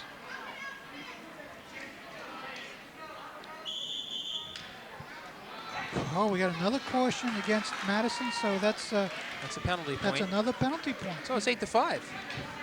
8-5, and Still time. If we can get a neutral and a takedown here, we get ourselves a tie match. We can't leave the air tonight without seeing one sudden death. That'd be fun to watch. All right, he's up. That would be. He's up now. He's working to isolate that hand, and ooh. Okay. What do we got here? I'm not quite sure. It looks like no change in position. Certainly, 37 seconds to go. This match isn't over. Both of these guys are tough characters. I know Brady was an all-star linebacker for the Spartan football team.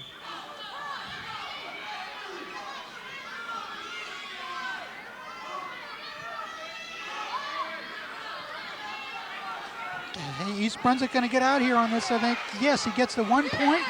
And now he needs another 2. It's 8-6. He's got 20 seconds to get the takedown. This is going to be interesting. 19 seconds in the match. He needs a takedown to tie. And Brian P. Brady is at all he has bargained for tonight. East Brunswick going to set up. We got 10 seconds. And okay, Brian P. Brady, nice defense. We've got 5 seconds. Out of bounds. We're looking at 4 seconds left in the bout. Both look at wrestlers these guys, huh? Look exhausted. Spending so much energy in this match. Okay, now this is one of the things they should have been. Oh, look at this! Look at this! Caution. Here's another point. Penalty. 8-7. 8-7. 4 seconds only. 4 seconds. Yeah, Pazinko says, take your shot, get him to back up. Maybe you get it with a stalling. Not to be. Wow, and what a terrific match that was. And Jamil Hamden does not need to hang his head after that one.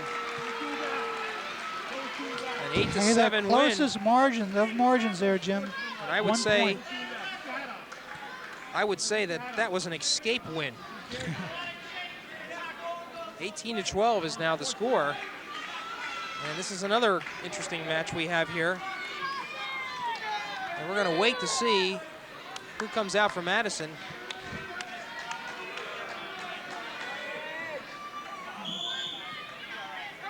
Getting the official word from Angelico, the manager of East Brunswick. And that is Ryan Hoey, who comes in with a 7-1 record, versus Rich Clemente with a nice 7-3 mark at 160 pounds. And look at this action. Hoey gets 2.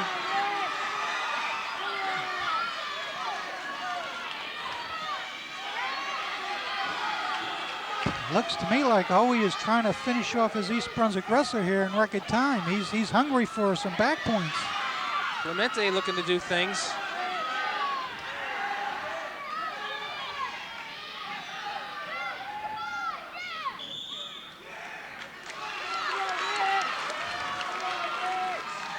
I think we have an interesting bout on our hands again here, Jim.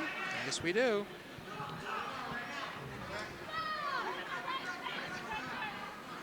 Boy, take a look at the next bout, Greg.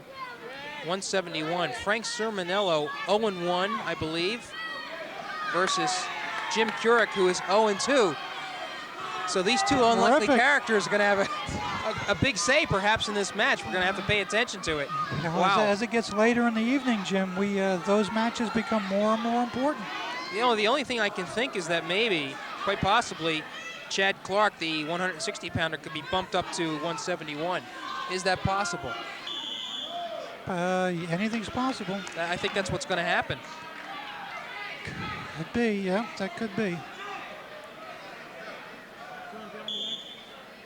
Well, we'll see. Okay. Keurig is 0-2. Sermonello 0-1. But let's get back to this match.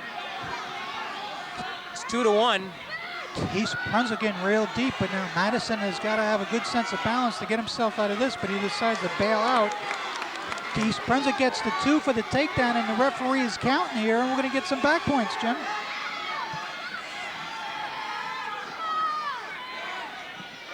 Now, why would Hoey decide to let go on that one? Well, it's a matter of abandoning a sinking ship. There are times when you can hold on too long, and then you end up in trouble. 2 more. And a good wrestler knows when to abandon ship. And it's a 5-2 lead now for Rich Clemente. We have 8 seconds left in the first period. Hoey desperately trying to get an escape. Looking for that switch again, and East Brunswick's trying to counter here. Whoa, that was close, yes.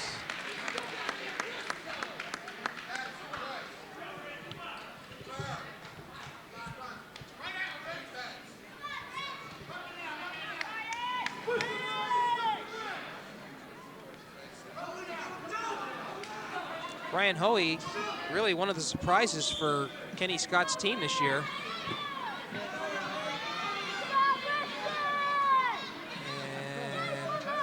And he is riding Clemente at this moment. He's going to work on the arm. Now he goes to put this leg in, and this can be very punishing to a wrestler. And at the same time, you can kind of be taking a rest here yourself without putting too much effort forwards. So this particular hold could possibly wear out your opponent. Okay. Clemente looking to turn it. If done successful, you can also score some points. Now, the referee should be looking at the back here because look at that turn by Clemente. That was great, wasn't it? Yes, it was. Look at you can see his upper body strength. strength. But it's not finished yet. It's not finished. He should spin behind and get 2. Surprised Hoey on that one. Hey, and he's got some sort of move here I haven't seen before. All right, so he gets 1 on the 1 plus 2. Hey, he's looking for back points with this particular hold. It's not a very good pinning combination, okay, but the back points are there. 8-2.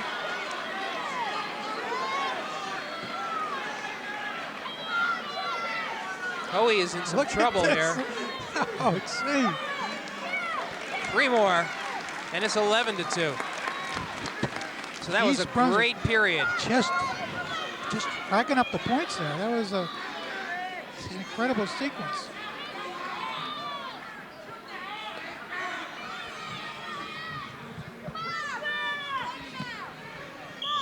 Interesting that we haven't seen any majority decisions tonight.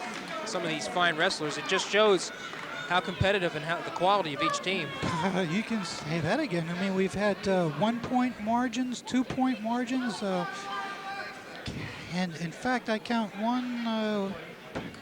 3 matches have been decided by a point. Only Eugene Lazark at 125 has been the only pin we've seen this evening. And that'll do it for second period in this 160-pound bout, as Rich Clemente has a commanding 11-2 lead over Ryan Hoey. Just to recap this match thus far, East Brunswick leading 18-12, and they got things started with a victory by Eric Bellos at 103. Continue with Mark Gensler. There's a nice move. Has the crowd stirring. He's really toying around with Hoey here. Mark Gensler 112 with a 5-1 victory over Keith Hilgis. Then at Madison counter with a... we got Rich, I'm sorry, he's in a big trouble here. Big trouble. Whoa. Big trouble. This is what it's going to take for Hoey. He's going to have to pin him. He gets 2 points reversal, 2 points for a near fall. So we have an 11-6 match now.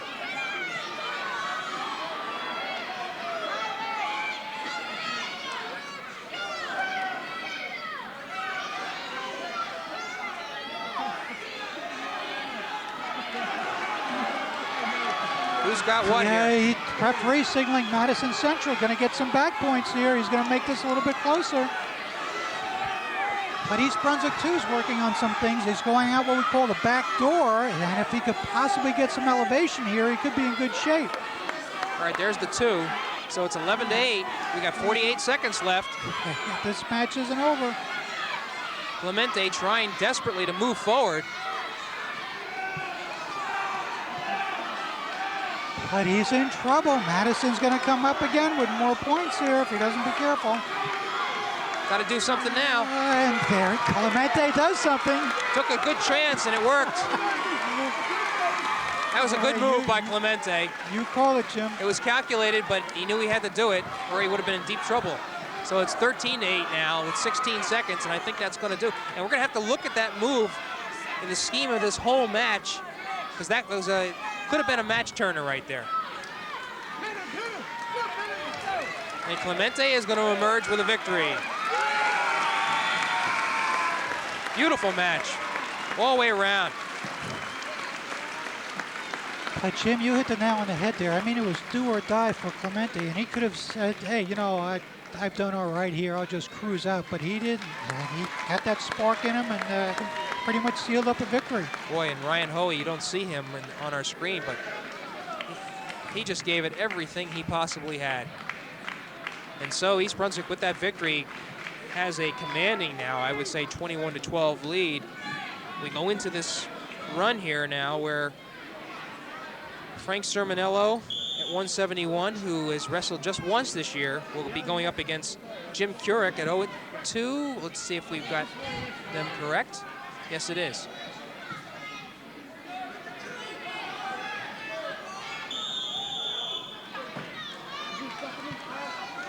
So 119, DeMassi, one for Madison Central, followed by Lazark's pin at 125 at 508. 130, Rich Klein has been victorious. We got anything? Nothing. 135, Sean Hobbs is victorious. There we go, 2 points there. Okay, followed by Spadafino at 140 for Madison Central. Then Savitsky came back with an upset victory at 145. Brady just came through with an 8-7 victory at 152 for Madison Central. And then Clemente's 13-8 victory over Ryan Hoey at 160. And here we are at 170. And now Sermonillo has a 2-0 lead over Kurek from Madison Central at 171.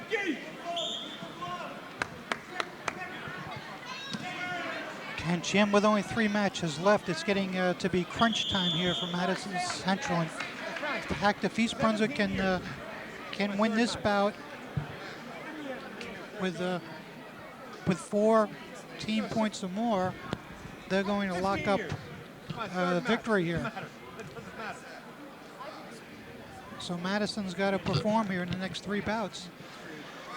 It is crunch time for sure, and I will say that for the next 2 matches, at 189, Sean Daly's, who is undefeated, 10-0, is going to be the favorite against Barry DeFeo, is 4-2, and then in the heavyweight battle, that'll be interesting. Ken Molina 7-3 versus Gurvinder Parmar, who is 7-2. Yeah, they look like they're pretty evenly matched there, so this match here then shapes up to be a big one.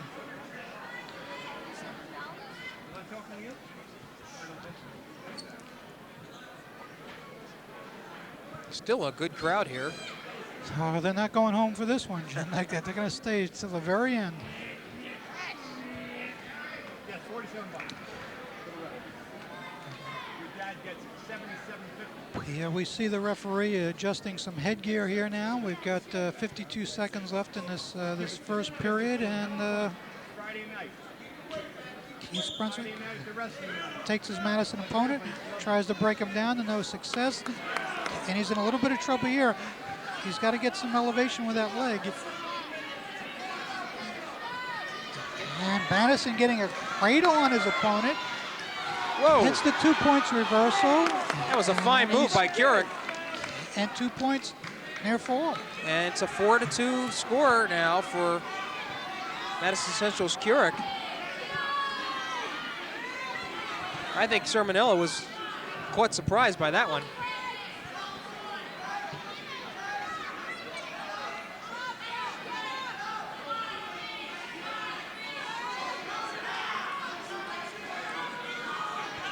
Madison Central has this pinning combination on it. It's called a cradle, but unfortunately,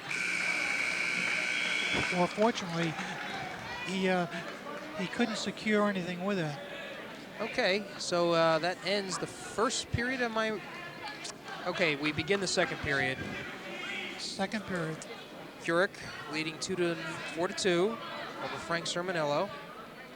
Take a look, Jim, at the first move of each wrestler. Now, Madison Central went under the arms to block, and it looks to me like East Brunswick tried to sit out. Yes. That first move can be so crucial in determining the success of whether you're going to get some points or not.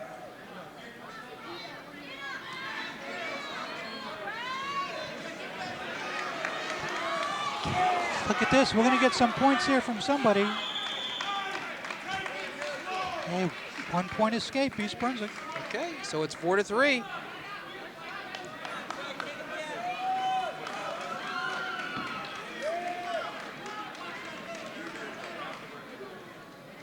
And now we get that all-important takedown again here. They're in that neutral position, something you'll see very frequent. And here we go again.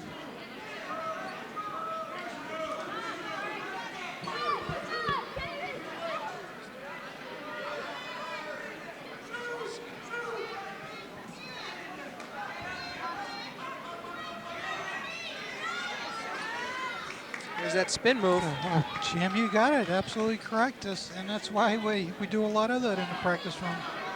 And now Keurig leads 6-3.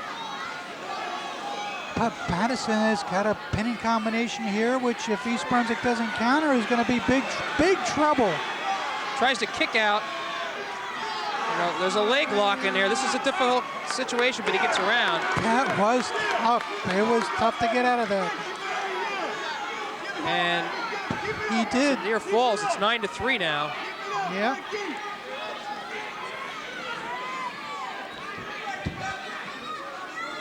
East Brunswick has got to do a better job of controlling his opponent's hands. See if you don't do that, this is the move that you're going to find all over you. Okay.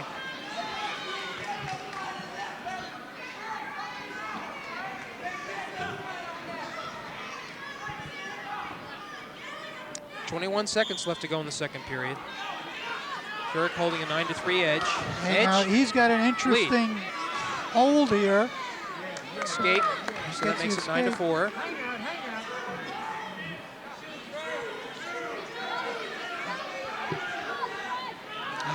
East Brunswick is looking for a big 5-point move, which you get 2-point takedown, 3-point near fall.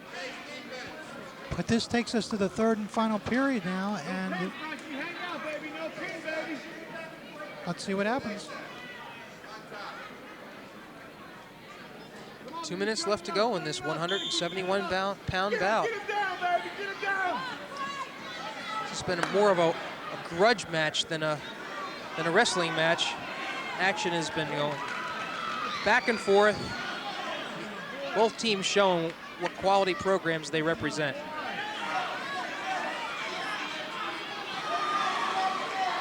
It's 11-4 now.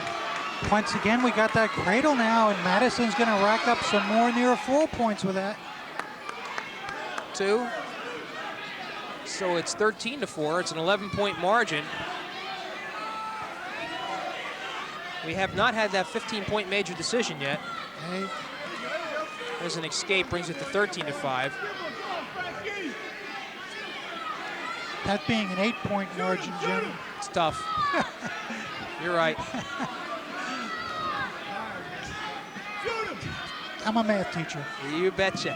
Okay, now East Brunswick gives up another 2 points on a takedown here. 15-5. Under a minute left to go.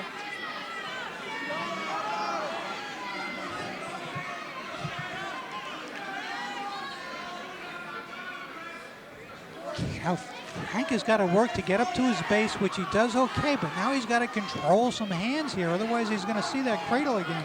Here's another escape, 15-6. 30 seconds left to go. And technically fine match that Keurig has wrestled. He's done well to rack up those points. He had Sermonello in trouble a couple of times. And we got a warning stalling against Madison here, and which would be a tendency, you know, or which you would expect. He's got a 9-point lead, 15 seconds left. Let's take a breather. So to Sermonello, who's trying to garner some points here, but he's not going to have enough time. And the reason is, Jim, he doesn't want to have that decision go against him. Thereby, it's a major decision, 8 or more points, which is exactly what happened here. So therefore, Madison picks up 4 points. Okay. Gives him 16.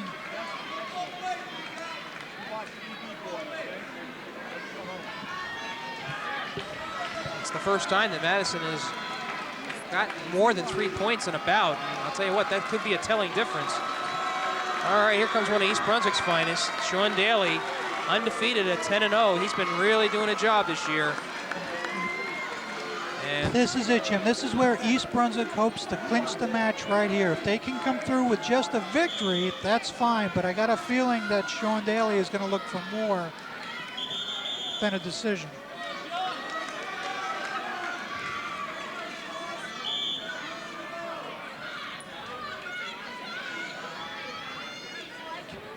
DeFeo at 4-2.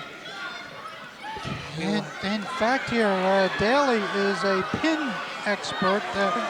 He's garnered 7 pins out of his 10 victories, so you can be sure that he's looking for that right now too. Well, he's up 2-0 on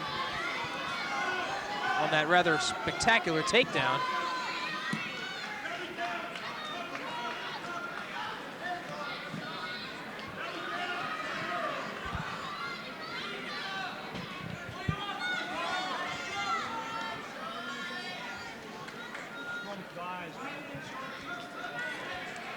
Okay, and Sean very nonchalantly lets his Madison opponent go.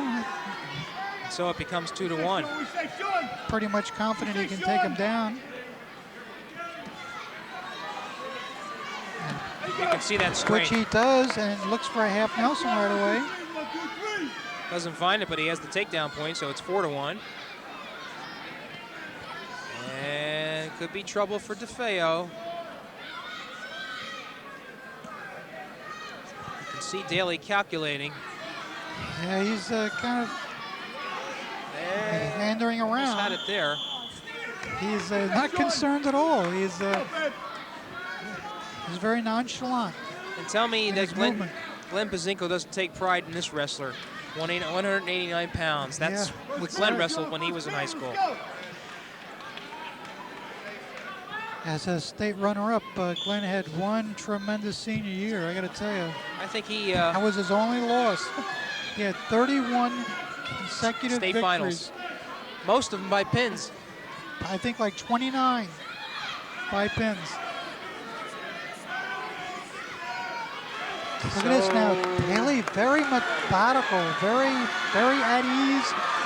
He knows where he's at. He knows what he wants to do to his opponent. And if it wasn't for the clock,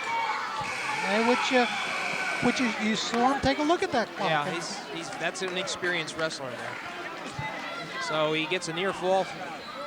3 points, 7-1. DeFeo is going to do all he can just to survive. And you know, Jim, when these wrestlers, when there's a break in the action, you'll notice the wrestlers first look to the clock, see how much time is left. They check the score out to make sure they know that, and then they turn to their coach and see if they can get any words of encouragement. And if he's got any time left over, he'll look to his opponent's coach to see what he's telling the wrestler he's got to compete against. You know, Daly is so strong that I think he used his arm cross through DeFeo's legs to bring him down. But he's one cool customer. You can tell that that Daly is an experienced wrestler. He Here's knows trouble. where he's at. Here's he knows trouble. where his opponent is going. That was a near fall, and he's still going to go after it. A lot of What time. a change off. He changed from one to another. Look at this. And he's got him in trouble now. He is a pinning machine here.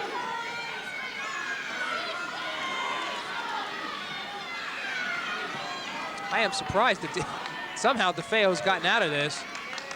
And it's 10-1.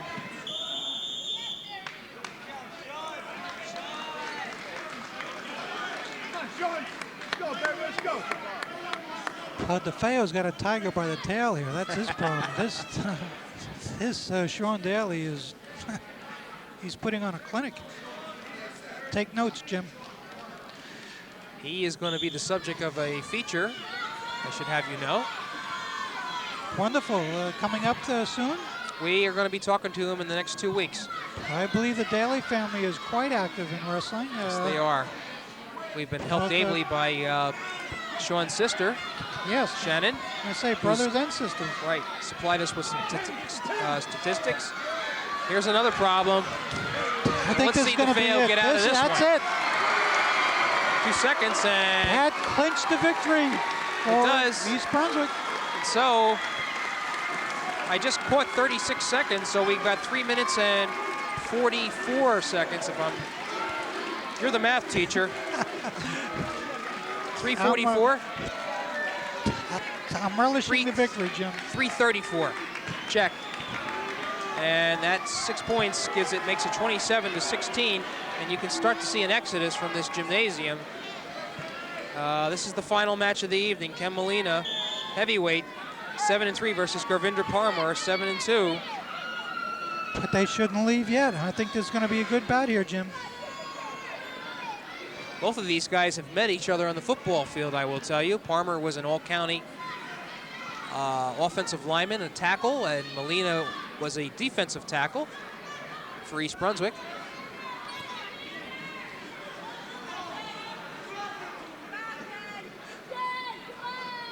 For the most part, Jim, you'll see different strategies with heavyweights. For one thing, they're a little bit more cautious about getting underneath their opponent. Not like those little guys where, you know, it's no big thing. I'll tell you what, these guys are built identical. Yes, pretty much. And the problem is, if you get underneath your opponent, you've got a problem because he's pretty big. Look at that. Nice double leg takedown by Ken. And he gets his first 2 points.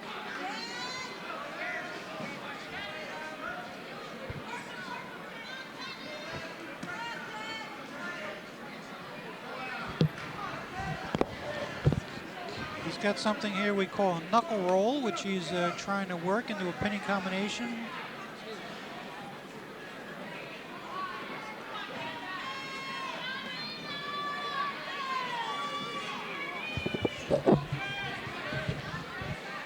All right. 33 seconds left to go in the first period. It's still 2-0.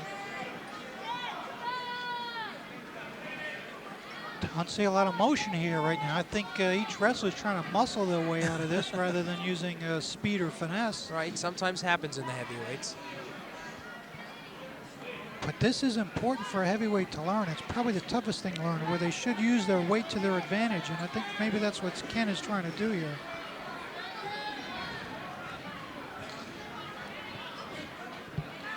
And that will end the first period of this last bout of the evening.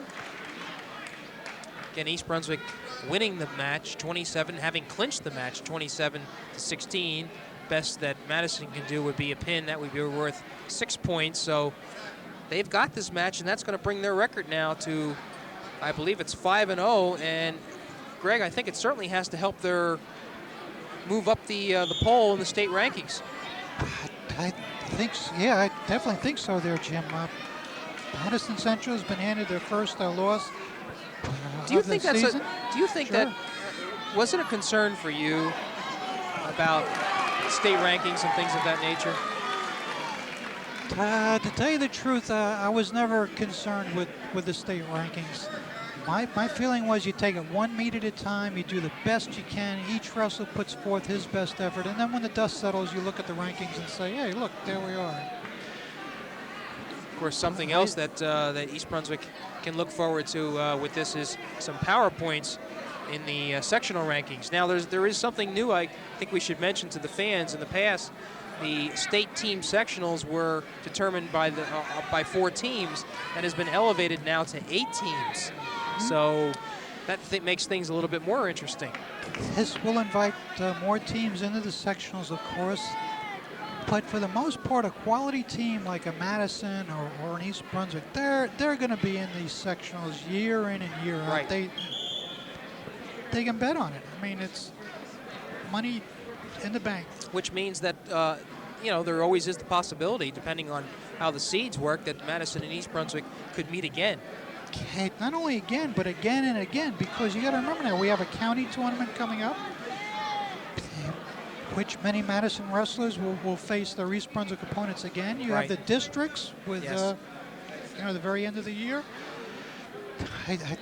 Now, for the sectionals, Jim, I need help. Is Madison Group 4? They're Group 3 this year. Okay. Yeah, so... that's right. So you're right, they won't meet. So they won't face each other there in the sectionals. Yeah, you're right, okay.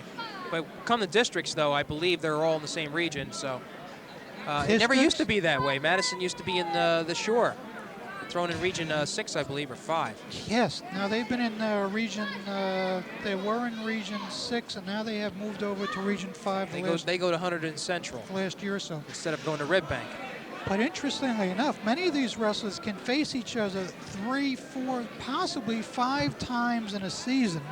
And so you take something like this and you say, well, he won now, he's going to win forever against this guy, and it's not true. I mean... Well, I think we can go back to Joe Dougherty. What a classic example that was. Here, Joe Dougherty. Trying to remember who he wrestled against. He's currently the South Brunswick head coach, but right. He used to be assistant coach here at East Brunswick. He wrestles John DeMarco. That's the wrestler. From Raritan in the districts. Gets mugged, right? The following week, they go to the regions, and he loses in overtime to DeMarco again. The only way you can face him a third time is in the finals of the states. It happens, and this time he comes up with a 2-point victory over a guy who had beaten him in 2 consecutive weekends. One of the more memorable matches in Madison Central history. Yeah, certainly, that was Madison's first state champ. Right. Okay, so we are in period number 3. Ken Molina holding a 5-1 margin here, wrestling safely. And he's doing a fine job, Jim. He's very much in control of the bout. He's using his weight effectively, and he's really doing a terrific job here.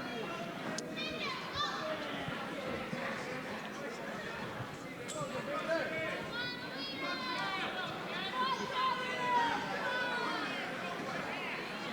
right. A lot of the crowd has left, but many are standing around, watching for the conclusion of this match.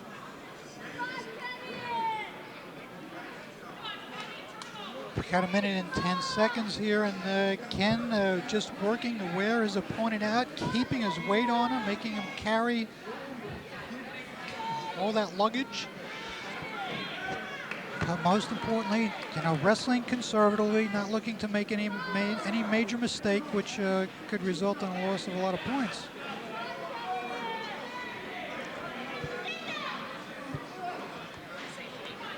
But we have seen a lot of fine bouts here tonight, Jim. Like we said, we had 3 of them end in just 1-point margins of victory there. I mean, if they had gone the other way, you would have seen a different ball game. That's correct. But East Brunswick coming up with 2 big pins, which really vaunted them into the lead. By their big guns. Yep. Gensler and Staley both with 10-0 records, doing the job, and ultimately 12 points was quite a difference here. Is the difference so far, as East Brunswick leads 27-16.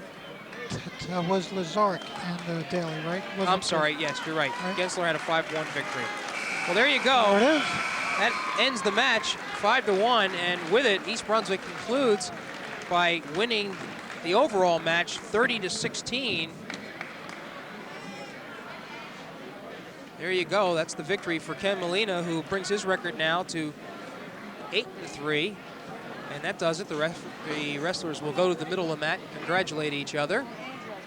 And Greg, I don't know. What does East Brunswick take from this match?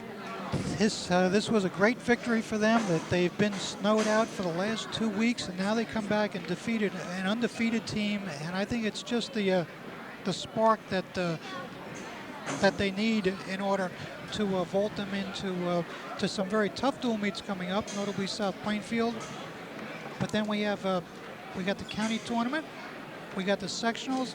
Folks, we got a lot of great wrestling here, to take place for the rest of the year. Okay, and we would implore you to get out and see some of these matches and look for the papers to find out when they will be. So that's going to do it tonight. So East Brunswick coming away with a 30-16 victory over Madison Central to elevate its record to 5-0, and Madison Central losing its first match of the year, and they are now 5-1. So that'll do it this evening.